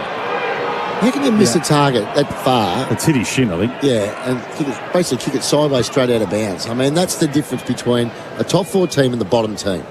That's basic stuff. Results in a boundary throw in at right half forward, Port Adelaide. It'll cost them, you watch. Tipped down by Sweets to Wines, who's put into the turf by Sherry. The ball up just outside the 50 for the Power, who lead by 52 points, which is a game-high margin. Thrown up. Handball from Butters. Then cops a little shin in the back of the head from Sherry, who was walking through. He's okay, though. But the tackle laid by Mead, and a ball up. 50 out in front of goals for the Power with a minute to go in the third term. Got a few players, Port Adelaide, that you wouldn't know who they were if you bumped into them in the street. Mead, McEntee, these guys, they're good players, though. Yeah. Clearing kick, only a short one from Davies Uniacke. Stevenson missed the handball, stolen away. It's been pinched by Darcy Byrne-Jones, who lets fly from 50, and it fades out to the right for a behind. This time for DBJ. 5-5-35 North Melbourne, 13-9-87. Or DPJ. Darcy Byrne-Jones. Byrne-Jones. Righto, Fisher's got it. See, Nick Larkey on the pine. You don't want to be on the pine when you're the key forward, do you? He's had a poor game. Yeah, he's been well beaten. That Radical Air's had his measure all day. Never saw Stephen Kernahan on the pine. No, there's different days. There's different game these days, I should say. So Zerha flies. 30 seconds to go. They could still score here, Port, if they're good enough. It's on their half-forward flank. Curtis Taylor lays a big tackle on Horn Francis. We'll get a ball up. But a clean takeaway, and they could add to the pain for the Kangaroos. Ball back in motion. The big boys go at it. Wines just tracking it. We're close to the line, and Boak again. Now we're down to 15 seconds. Ball gets run out of bounds. It's a difficult game to give votes in. I mean, a real standout. Horn Francis? No, are we overrating him? No, because he breaks away. He's had 17 disposals, but 17 disposals, I mean, he'll end up in the mid-20s. He'll probably be somewhere around the votes. He's had a very good first half. It was a quality second quarter. Marshall's kicked 4. Marshall's kicked 4, but 7 times. Curtis Taylor, first hands on the footy, goes up towards centre wing. Ford had a hand on it, couldn't quite mark it. We're down to 2 seconds. 1, that'll do. 3/4 time. There goes the hooter.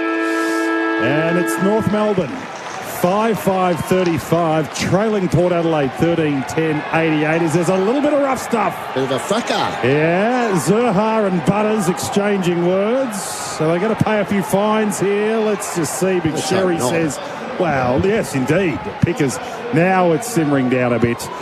3/4 time, 88 plays 35, Port Adelaide's way. This is AFL Nation football. That quarter on AFL Nation was for Harvey Norman. $1 upsize deal now at Harvey Norman. Buy a selected Hisense TV and upsize to the next biggest screen for just $1 more. Limited time, exclusions apply. Buying a new or pre-owned vehicle before the end of financial year? At Patterson Cheney Toyota's Unbeatable Sales Weekend on now. Drive in with your old ride and drive out with a new one with a minimum $3,000 trade-in offer. Each purchase gives you a chance to win a home theatre system and up to $1,000 cash with Spin the Wheel or simply walk in for a chance to win lucky door prizes. Mark your calendars. Patterson Cheney Toyota, 200 Cheltenham Road, Keysborough, LMCT 578. Oh, what a feeling, Toyota. If you own or manage an investment property, then it's time to get on top of your mandatory smoke alarm, gas and electrical safety checks. Luckily, there's one team ready to help rental providers meet all their compliance needs at once. Gasleck. Gasleck Safety offer a range of solutions for Melbourne rental safety checks with transparent, competitive pricing.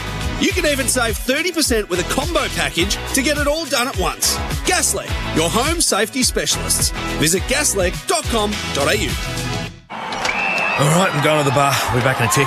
Seriously? They just bounced the ball, mate. Wait till quarter time. Oh, won't be long this time.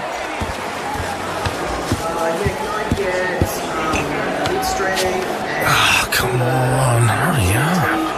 So many people. Oh, what? What did I miss? Who scored? Spending more time queuing for drinks than watching the game?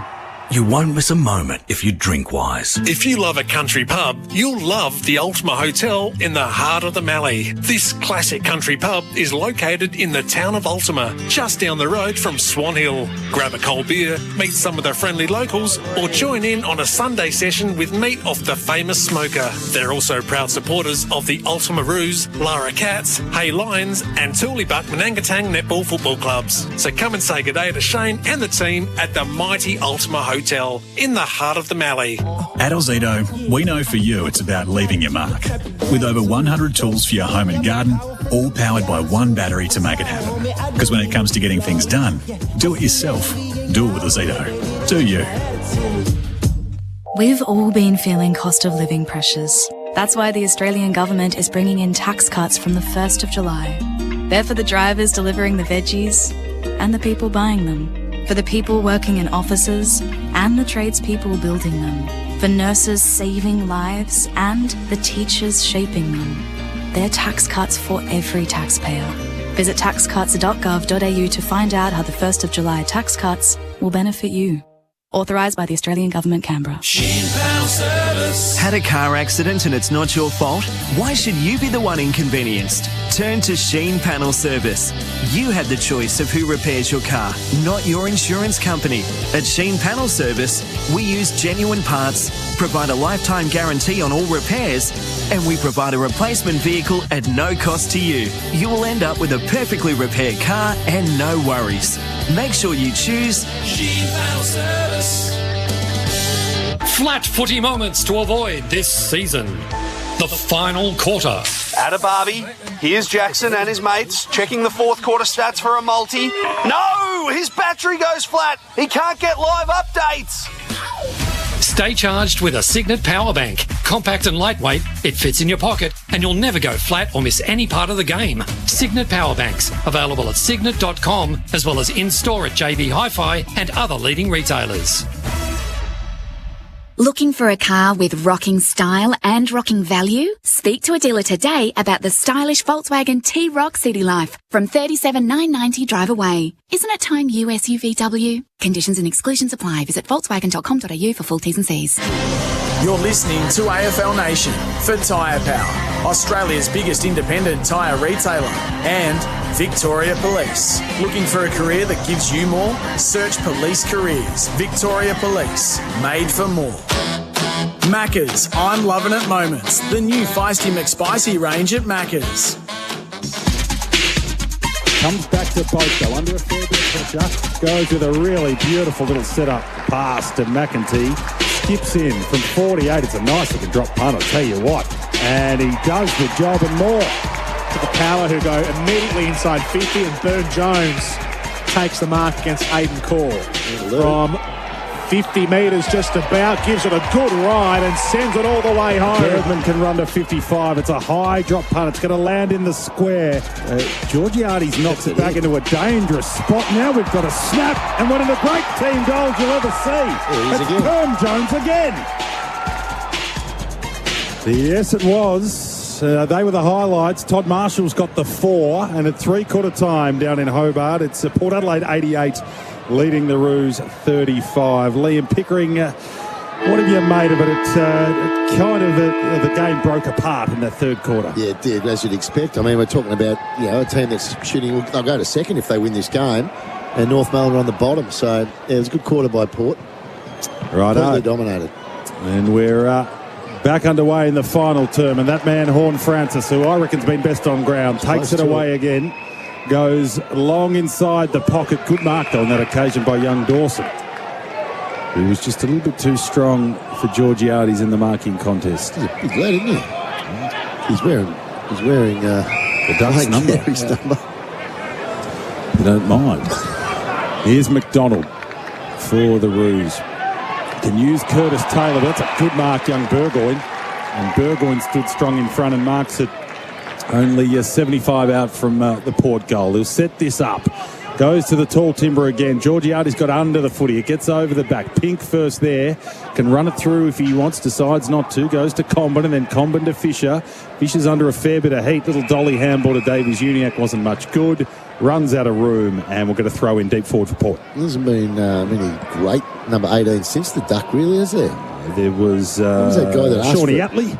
Oh, Shawn played Atley 200 games. Yeah, Shawn Atley won. Who was before him, though? Brad Moran. Brad Moran. You know, and Brad Moran has made about $30 million. I'll tell you in a sec. Here goes Wines to the top of the square. There's Ruse there trying to defend it, but it's still anyone's ball. Don't like the look of this. Burgoyne out to Georgiades. Smothered as he went to take the kick. Now Fisher. And Fisher needs to be calm, and he is, and he finds Wardlaw. Brad Moran came up with an app or something similar, a logistics program that every supermarket in the country bought, and he's worth about 40 mil. There you go. Well, that was his vocation in life, because footy wasn't. Yeah. Well, he went to the Crows too, and you know what the Crows boys were calling him? What? Brad Moron. Oh. So Brad Moron made $40 million. They could have been calling him that. So Brad had the last laugh, just quietly. Did he ever? Yeah. Good on him. He's got 40. I remember him. Yeah. Big boy and a good lad, they reckon. Yeah, good on him. Well, you just called him a roar. No, I did not. I did not. The bloke's worth $40 million and you called him a moron. I'm happy to carry his bags. Here goes, goes sweep to centre half forward. I didn't say that. Oh, don't shoot the messenger, as Caro would say. McDonald's got it. I don't know what's going on here. I've lost it. It's a 50. Yeah. McDonald's got in the middle of the ground, but he's been given the 50. And he can quickly get it moving to Wardlaw. And Wardlaw's kick is no good. It's cut off by Mead. A deep defence. Went with a real sneaky little side of the boot one. Wardlaw grabbed it. His kick wasn't much better. Taken by Davies Uniacke off the ground. And the snap's good. That was a bit better. LDU gets on the board. Number 6 for the Roos. And they move to 6-5-41, trailing Port 13-10-88. 17 minutes to play, final turn. It's a good snap. Georgie Wardlaw knew he'd mucked up the kick before and he was determined to make amends, and he did. It wasn't the perfect kick, but it was the way he attacked the footy. And then Davies Uniacke, he's had a good game. He's had a good game. 24 disposals for you, Davies Uniacke. It's been good. Highest rating player on the ground's Darcy Tucker. I wouldn't have him in my votes at this stage. Darcy Tucker? Yeah, he's been pretty good. 25 disposals, 500 metres gained. What's Davies Uniacke to 26? They've been a more He's had 24. impactful. I think so, yeah. I think. I mean, Darcy Tucker's had a pretty good game. Interesting. Luke Davies Uniacke, his first goal of the day, just the 6th for North Melbourne. It's now 47 points of difference. Out of the middle, the Roos will start by going backwards to centre half back, and then a high kick to the wing. Curtis flew with Davies Uniacke, both missed it. Burne-Jones to Burgoyne, all via hand. Burgoyne's kick smothered, came back to him. Horne-Francis loops it over the top. And now across the centre square is McEntee from left to right. The mark has been taken by Drew. Is that a quiet game today, Willem Drew? He has had a quiet game. He was important last week. Got the mark here on the outer wing. A few short leads coming at him. He'll drive it longer inside forward 50. Sweet came out hard. Didn't take the grab. Sherry punches a little handball away. Ooh. And then Wardlaw chase after it. Got collected by Aaliyah. North Melbourne can break off the back line here. They've done well. They're through the corridor. Sheasel. Lovely kick to centre half forward. There's loose players everywhere. Curtis clips one inside 50, just a little short of Lazaro, but he has enough time to gather and steady and kick it out of bounds on the full. That's poor. From 35 metres. That's your problem, isn't it? In a nutshell. The kick to him wasn't great either, by the way. But the kick himself, he had a 35 metres out, he misses the lot. He scored 3 goals in the first term and then just 1 goal in the second and 1 goal in the third quarters. North Melbourne. It's been a, obviously, low-scoring day for them. In what is a 47-point game at the moment, 41-88. Port Adelaide leading. We've played about 5 minutes in this last quarter. It's been a bit more promising this start of this last quarter for North. Do you take 40 points if you're Clarko in your heart of hearts? What did I say to you at quarter time? At half time, sorry. 11 points, 20 points, 3 quarters. I'm thinking 30 odd. Probably ends up being 45. Yeah. I think you would. Yeah. If you're being true to yourself, yeah, they're probably at least 40 points worse. than Port Adelaide on their good day. Here goes Horn Francis at half forward. Uses that, like chiselling that outside of the foot. You're not using the left anymore, which isn't such a bad thing. Oh, gee, I don't know. I think if you haven't got one, blokes hot dogging on their left foot when it's half as good. Yeah, I agree with that. That part. You had one. The kick, but the kicking out on the outside of your foot is just, it's just got to be perfect. Yeah. You're using half your foot. You're all doing it. To try and caress a ball that should have been a natural kick on the left, which is frustrating. Yeah. Tucker's got the footy again. He's going to get 30 the way he's going. Yeah, no, he's had a good game. And he goes up the line. Larky out-pointed. And Radigali has been all over him. He's been excellent, Radigali. Goes into Marshall. And then Marshall has kicked 4. Just forward to centre. And you're playing some boys back into form here. Marshall's set-up balls. Cause spoil was good and aggressive. Lockie Jones is down there and he won the footy. It comes back to Jordan Sweet. Now, what does the ruckman do? Think quick, big boy. He goes to Zirk Thatcher and then Zirk Thatcher goes all the way back to Radigalia. He can use a Lear, and this is chip stuff. Thankfully, we haven't seen too much of this. Well, it's a different style of game than we watched the last 2 nights, though, isn't it? Yeah. Yeah, from a standard point of view. I think last night's standard was really good. Same with Thursday night. Houston's got the footy. As the tempo stuff continues, goes over to Zirk Thatcher. Just uncontested chipping away, isn't it? Yeah. Burton is stuffing their stat sheet, the boys. Now Marshall on a good lead. This one's better. Wheels and goes. Old-fashioned footy. Into the pocket. High drop punt. Dawson had a couple of hands on the footy. It comes down to Finlayson, who had a wild snap and almost hit the clock, which is nowhere near the goal. And it's gone up into the net. The ball's gone up in the net near Joe, the cameraman. So that was where this is. Cause got the footy. It's where the morning thing happened, isn't it? No, is it the whack Queensland here? Can't bowl, can't throw. Might have been the Gabba. We'll Google it. Google it. Let's Google it. Porter got the footy again. Radigalia, 75 from home. A little chipping drop punt is nice to Jones. And then Jones can go to Aaliyah. And they'll build up slowly. They need to find a lane to go forward. Out to Willem Drew. And Drew, a little chipper is nice to Butters. So Butters at 55 says, come at me. I want to chip one up, and he finds Finlayson. And Finlayson will fire from 40 metres on a tight angle. And he's had a quiet game. Very tight angle. Here the sting's gone out of this game. He's going to try and go around the corner from here. He's 50 metres out. He's a big bender. He can bend one. This would have to be perfect. Here he goes. Big Jeremy. It's a big bender, but it sort of swings the other way. Absolutely no hope from there. You've got to be within 30 metres to do that shot and have some sort of the odds being on your side. When you're outside 50, oh, no. You're trying to kick it around the corner. How the hell are you going to get the pair? Plus, it didn't work on that occasion. Well, it was 50 out. I was into there. Okay, Zirk Thatcher's got the footy to Burgoyne. Burgoyne's at 55. Come on, set it up. Little ball to the hot spot goes to Rosie, who marks on his chest, and he can fire directly in front from 35 metres, set shot. Well, they haven't got a lot out of Butters, Rosie and Wines today. Boak's been probably one of the better midfielders. And Horn Francis. But the ones that have been the real dominant mids this year, like Butters last week was outstanding. So Rosie, who kicked 2 though, Butters was hobbling early. He got a knock early. That might have just taken the sting out of this bloke.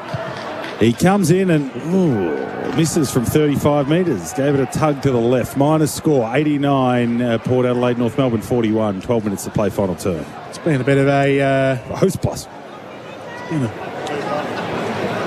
It's been a slow quarter. North Melbourne haven't added anything to their tally, and Port Adelaide just the one behind here. North Melbourne have scored the one goal, and I've got Davies Uniac to snag one early. Played about half the term so far. 12 minutes to go. It's come out towards the near wing. It gets pushed over the boundary line. Out of play for a throw. Around the grounds for the Drain Man, the Blues have started to stretch away from the Gold Coast Suns. 12-11-83. That's what we talked about, wasn't it? To Gold Coast 8-6-54. Untrustworthy in a big game in Melbourne. It's actually kind of a similar scoreline to this game, turns out. The Blues have They just kicked poorly early, kept them in the game. It's been pinched off North Melbourne here. Port Adelaide have pickpocketed them through the centre square. Mead kicks across towards right half forward. Bad kick entering inside 50, and Pink has taken the grab. He'll release quickly from half back out to the wing. Stevenson near the boundary line will try and keep it in, but Bergman pushes him over. And out of play for a throw on the far sides. Coming up tonight, or coming up after this, will be Geelong against the Giants. Good game, that. About 4:30, 4:35. Yep. That'll start, and then Dreamtime at the G tonight at 7:40 Eastern Time. Your around the grounds fixture for your Saturday of round 11 for the Drain Man. Ball thrown in on the outer flank, and it'll be a stoppage again as Bergman gets tackled by Stevenson. Ball up. Oh, this is the umpire that looks like Nick Quinn. He's got the hair like Quinny, He's got the Buffon. Geez, Quinny's got some hair on him. Bumped into him on the lift the other day. Jeez, what a head of hair. Matthew Young is that umpire, I just found out. Sherry, high kick towards centre half forward. Lazaro completely missed it. Running after it, Radaglia. Oh, Rat. Oh, gee, he was a bit indecisive. The handball to Aaliyah just found him. And then Aaliyah's kick to Burgoyne, who's marked at left half back. He's a nice player. Picks Burgoyne. He is a nice player, yeah. Yeah, he is. He's one of our boys, actually. There you go. Nice player. He's got a younger brother, Graham, coming through as well. Marshall into Houston in the centre square, then chips it down the line, and Port Adelaide just doing as they please in this match, moving the ball at their own pace, not getting any challenge really from North Melbourne. Here's Finlayson over to Darcy Burne-Jones to Butters. They're inside 50, in front, 20 metres out, but North Melbourne trying to squeeze down the space. Rosie, he just gave it away. Too much pressure. Luke Davies-Uniacke gets it back for North. Tucker, and out to the far side, left half back, where Pink has taken the mark. Wants to wind up on the kick. Delivers down towards the wing. Wardlaw flies in from the side and takes a juggling grab and gets under the kick and skies a high ball towards half forward. Comben the target. Comben's been swung forward. Here we go. Let's have a look at Comben here in the last term as a forward line player. He was spoiled on that occasion by Relia. And their rebound and kick down the outer side. Port Adelaide has been intercepted by Archer. A little lead in from Annabelle Nation's crew that have something on that at $27. Thank you. That would have been nice information to receive about. Well, back to it this morning. 10 minutes ago. 30 seconds ago. Bang. Yeah, so the reverse early crow. Wow. That the one you got from eBay? Didn't he mention that? No, I asked him what the odds were. Oh. Yeah. So there you go. Hopefully someone was just off the bench and I gave him a bit of a lead in today. But he obviously wasn't. Had a 3-year-old throwing a tantrum at a cafe. Radaglia, who's been good all day. He's been excellent. Yeah. Nick Larkin's been very disappointing. Could we see a key defender in the votes? Yep, that's good chance. Point, Geordie. Or a key forward. The ball in dispute. Roos have the numbers. Tucker's had a heap of the footy. Goes to Lazaro, and Lazaro makes hard work of it and kicked it into the shin of Burton. And now we're going to get a ball up on the half-forward line for the Roos. Zach Williams has kicked 4 for Carlton. It's a good win. To 35-point lead at the moment. Very good win. Ball back in motion. Butters a little toe poke, just goes out of bounds. We'll have a throw-in, half-forward line for the Kangas as Pickers checks his balance. Bloody oath I have. Bloody oath it's just gone up.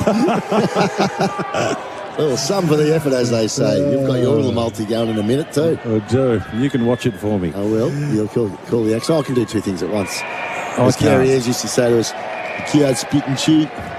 If you can't think and chew, spit your chew yet. Do 2 things at once. Oh, Gazza. Wardlaw's Right got the footy. Still coaching. He's coaching. Eastern Footy League. Yeah, Montrose. Yeah. Montrose or one of those, yeah. Wardlaw sets it up. Can they get a target? Comben and Larkey flew against each other and Horne-Francis grabbed it. It was a bit of a speculative handball. Ends up with Boak. Goes back to Horne-Francis. Is racking them up now. Close to the boundary line. Goes out of bounds. We'll have a throw in. Half forward for the Roos again. I don't know whether this is frozen. I think it might have frozen actually. Horne-Francis still seems to be on 17 disposals. Can't be right. I've called him a lot. Just can't be right. I'm going to go to the AFL app. Stats machine seems to be Can you refresh the page there? I don't know how to do it. Just press that one button. Oh, that's the one. All right. We're back in motion. Ball gets... it's back to the first. Yeah, we're talking. Yeah, what's he got? Through that. Lazaro's got the footy. Forward handball for the Roos. They get it to half forward. It's with Sheasel. Nicer looking left footer. Jeez, Coleman pushed his own man out of the way. I don't think I've ever seen that. Larkey's got it, set upon by a couple, fires it out to Ford. He's set upon two. Now Curtis takes on 1, 2, 3. Now you're done. Flicks a handball to Stevenson. He's under a bit of pressure too. Still a bit of life in these Port Adelaide defenders. Now Burne-Jones gets it and clears it and just goes with a big hoof up towards centre wing, close to the line. Pink first there. Doesn't do much with that handball. Goes back to get it a second time. Taken to the ground by Burne-Jones. Will have a ball up centre wing. 89 plays 41, 7 minutes to play. Port Adelaide doing it in a canter. Thrown up on the outer side, 7.5 to go in the last term. It's inside 50 for North Melbourne. Curtis swung around in the tackle, kept alive though, and kept alive for half a second, then it went out of play. Zerha couldn't drop it onto his boot in time as he was hemmed up on the sideline. 6-5-41. North Melbourne, their goal scorers, Sheasel, Dersma, Davies-Uniacke, Powell, Curtis and Ford. Ball thrown in across left half forward. Larkey will try and chase it down. He gets chased down in a tackle. Port Adelaide, 4 goals for Todd Marshall. He's led the way. Zach Butters with 2. Darcy Burne-Jones with 2 and singles to Farrell, Wines, Horn Francis, Georgiades and Jed McEntee.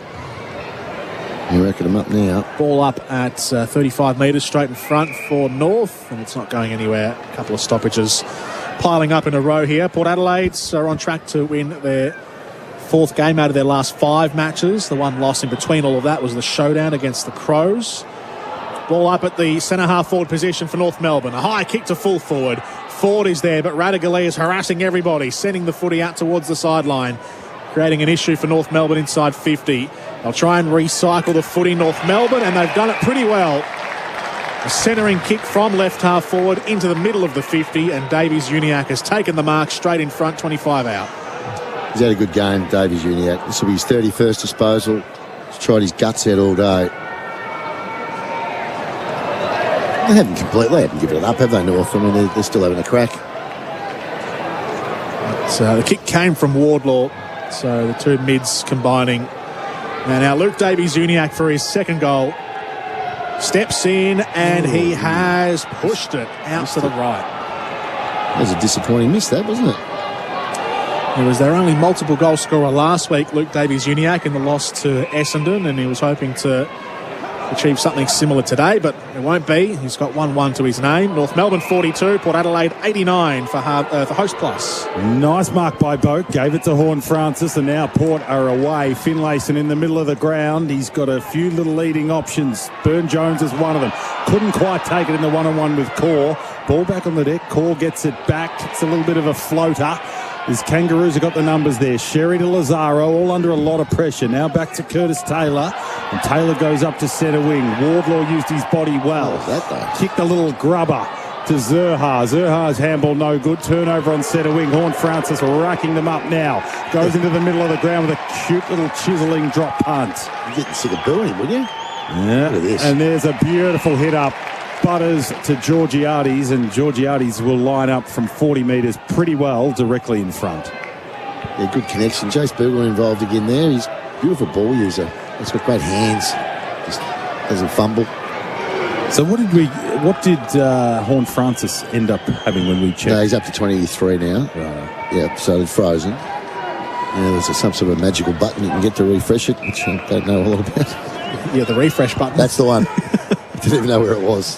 This laptop looks 100 years old, to be fair, with the stats on it. Here's Georgiades from 50. It's a nice-looking ball, and he adds to his goal tally. Number 2 for Georgiades. And it's starting to... What's a blowout? I think 50 plus. Well, 10 goals is a blowout. You're playing North. You know, you came here, I was expecting 45, didn't I say, before the game? You did. Or at half-time, and that's sort of where we're at. Yeah, 14-11-95, Port Adelaide, North Melbourne, 6-6-42, 4 minutes to play. for Host Plus. So that's talking 2 goals a quarter, really. 2 goals better a quarter. Yeah. How do you fix that in a coaching sense, Pix? I mean, when they're up and on, they're competitive, but they're consistently drifting out. Is it an energy thing, or is it just the turnovers, death by 1,000 cuts? Yeah, turnovers. It's ball use. I mean, their effort's been there, but I mean, I think it gets to the stage when you've lost so many games in a row. The minute things go against you, you don't know. You haven't got a plan B. You haven't got an answer. Yeah. Becomes the 4th multiple goal scorer on the Signet stat sheet. It's Mitch Georgiades with his double today. Signet, power every moment with Signet. Did you see what happened then with Sheasel? He's so smart. He went to throw the ball to the wrong umpire. It was half out of his hands. Then he realised, you remember what happened last night? He turned around, grabbed it, and threw it back to the other umpire in case he got pinned. That was so clever. Willem Drew with the releasing handball. Finlayson to centre-half forward. Boak's taken the grab.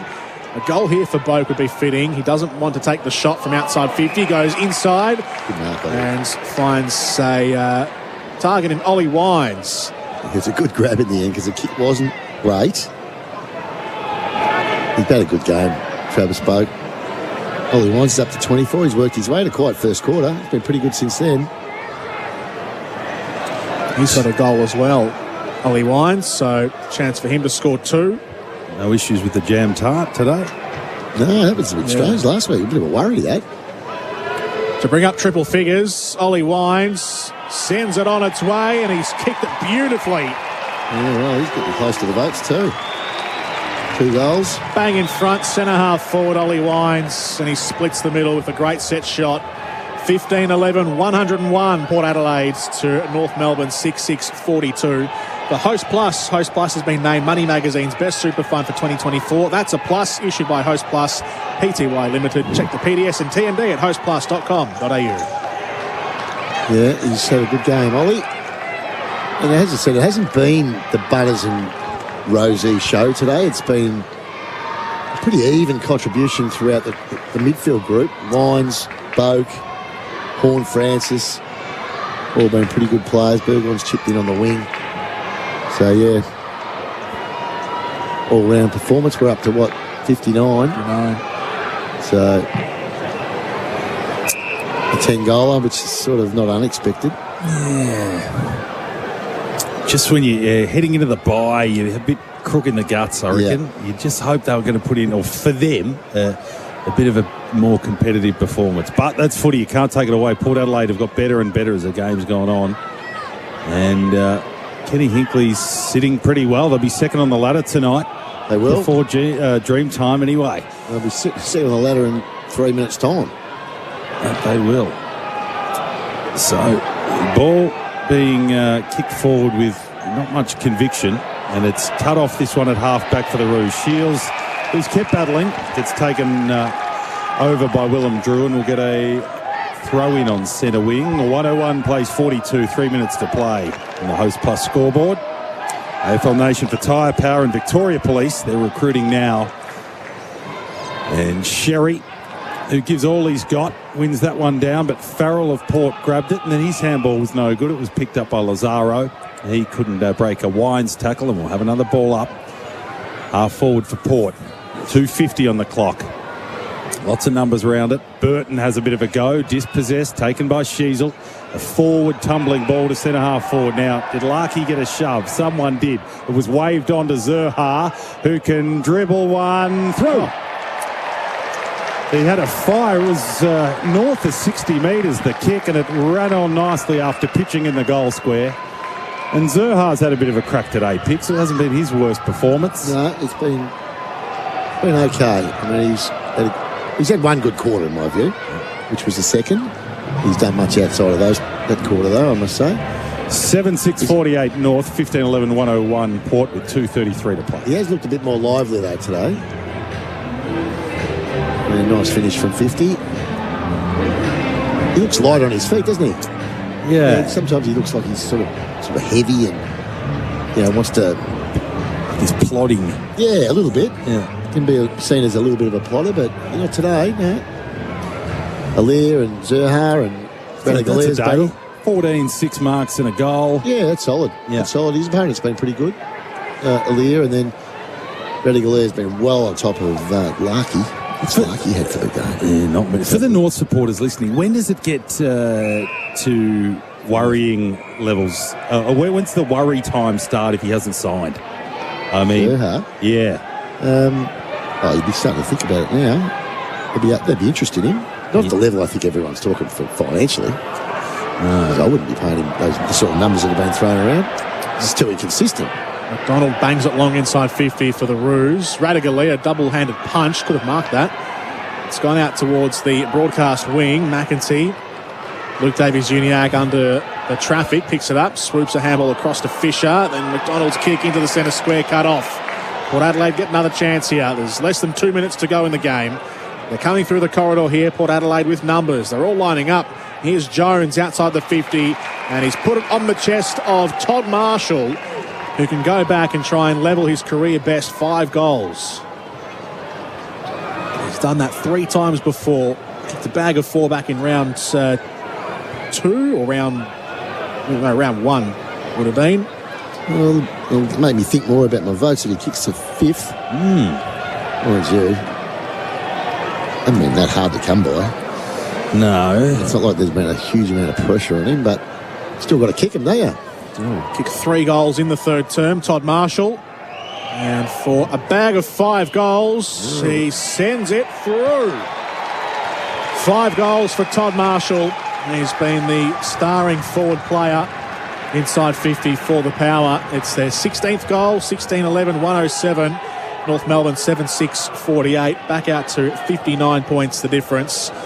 Port Adelaide have put away North Melbourne by big margins in their most recent encounters. 70 points last year, 69 points in 2022, 52 points in 2021. We're on track for something similar here with 59 points the margin and 1:06 to go on the clock in this last quarter. 5-bagger. Todd. Not a bad effort. No Dixon today, who's been the main forward. The life after Dixon, and you hope listening to Kenny Hinkley during the week, it sounds like he's going to push him to go on next year and get 15 or 16 games out of him. He's going to have 3 or 4 rests this year. And Kenny said, look, I want to get as many games of footy into him as I possibly can. Yeah. And that means resting him a little bit to do it. Yeah, they're their own worst enemy, some of these older players. They don't really buy into the rest. Yeah, no, he's better. So he's had 2 already. Yeah, that's what I mean. As long as you embrace it, I think it makes sense. Nothing wrong with having 2 extra years and playing 15 games a year. 100% agree, I should say. 100% agree. But these Port forwards look like they've kind of relished the extra space, haven't they? Yep. Georgiades and Marshall. So 50 seconds to play. 107 plays 48. Here's Farrell, who's a nice young player. Gives it to Burgoyne, who's also a nice young player. Long, sweeping handball to Boak, who's a nice old player. That kick wasn't so good. Cut off by Sheasel. And Sheasel at half-back's kick was pretty ordinary as well, and that one's cut off by Farrell. So still a chance for Port here. Burton. Now Drew, ugly handball to Lockie Jones. He's under pressure, just fires it out. Now we've got a turnover at half-back, and the Roos have got it. Curtis back to Stevenson. And then Stevenson's cute little kick works for Davies-Uniacke. And Davies-Uniacke went towards Luck. He's had one of those days. Ball pitched in front of him. He's quick enough to get away from Radagale, and then he fires from 50 and misses. And Zirk Thatcher, in fact, takes the mark right on the line as the clock ticks down. And that'll just about do us. Pretty comprehensive in the end. Port Adelaide win 16-11-107 to 7-6-48. It was a nice 50th game for Jason Horne-Francis. And I reckon the song will fire up at some stage. Oh, PA man can get on it. Here he is. Here it comes. 16-11-107.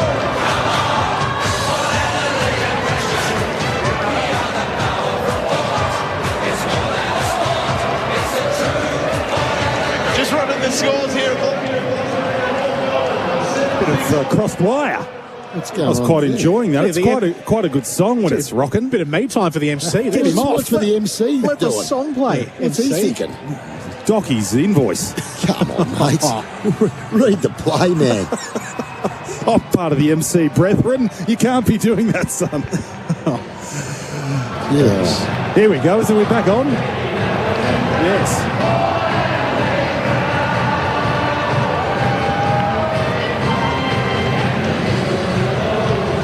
second verse.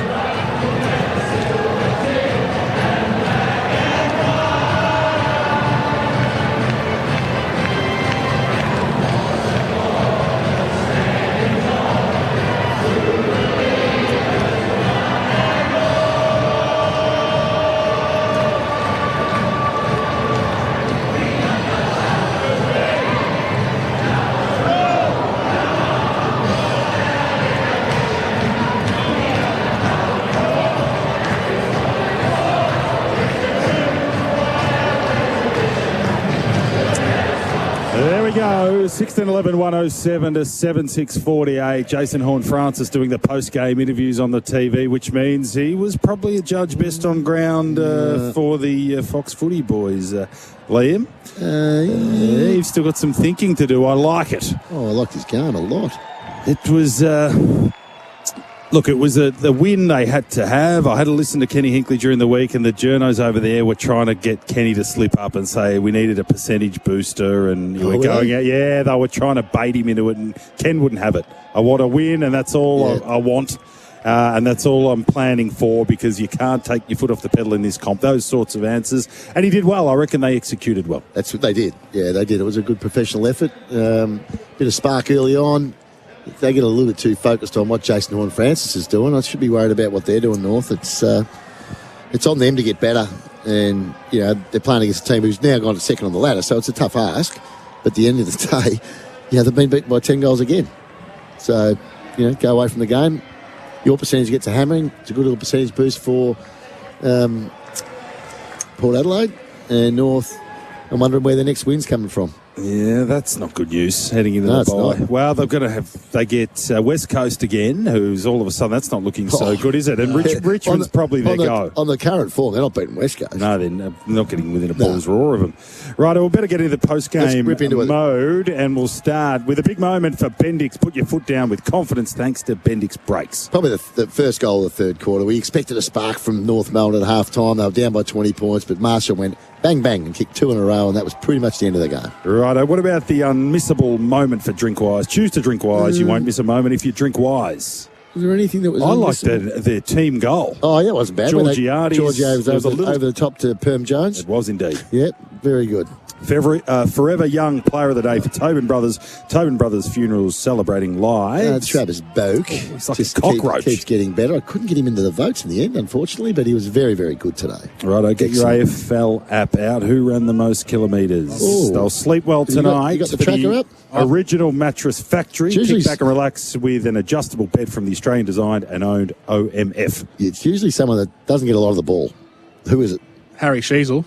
Oh, didn't get a lot of the ball today. Yep. Oh, he did. He had 25. Yeah. But they weren't the usual 25 for Harry, I didn't think, today. 14 Ks for Harry Sheasel, Luke Davies-Juniak, and Alira Leo with the top 3. Yeah, Alira Leo. Yes. It's a lot for a key defender. 13.8 kilometres. Means that he's up and down the ground following his man, more than likely, which would be Gerha.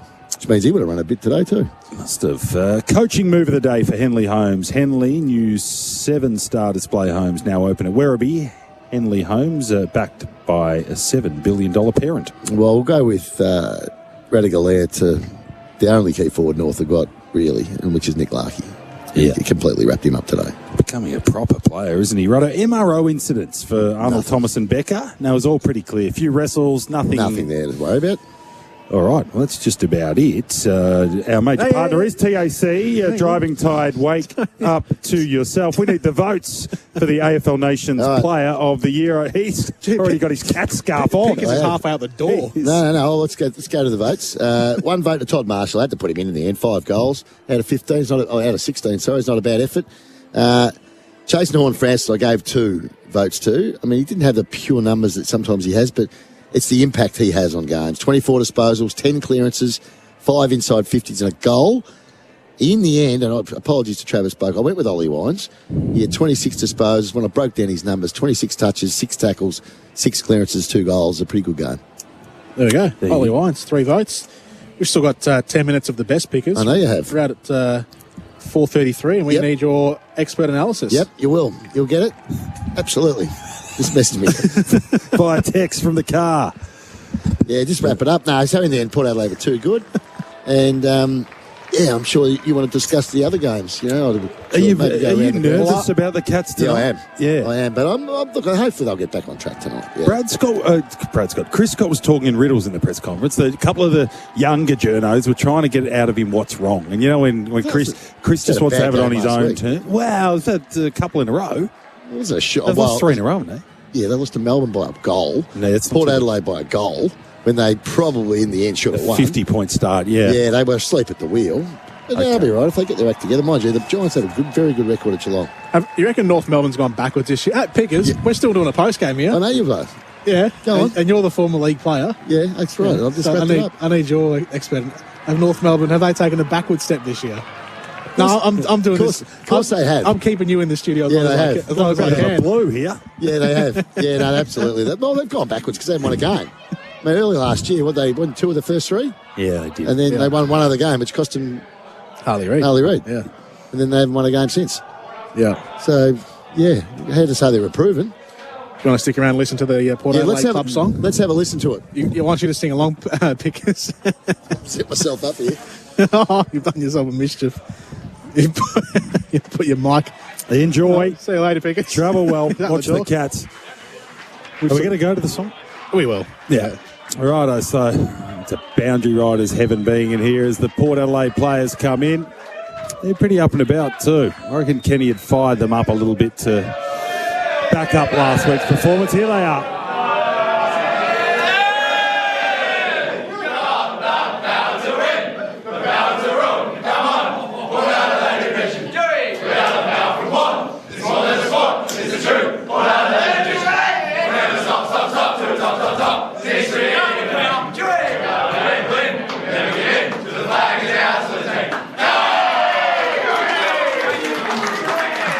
Port Adelaide with their 8th win of the season. They jump into the top 2 for the time being, at least for a couple of hours before the Dreamtime game tonight, where Essendon will try and reclaim number 2 on the ladder ahead of their game against the Tigers. So that's what's coming up tonight. Geelong and the Giants is not far away. We'll 5 minutes or so.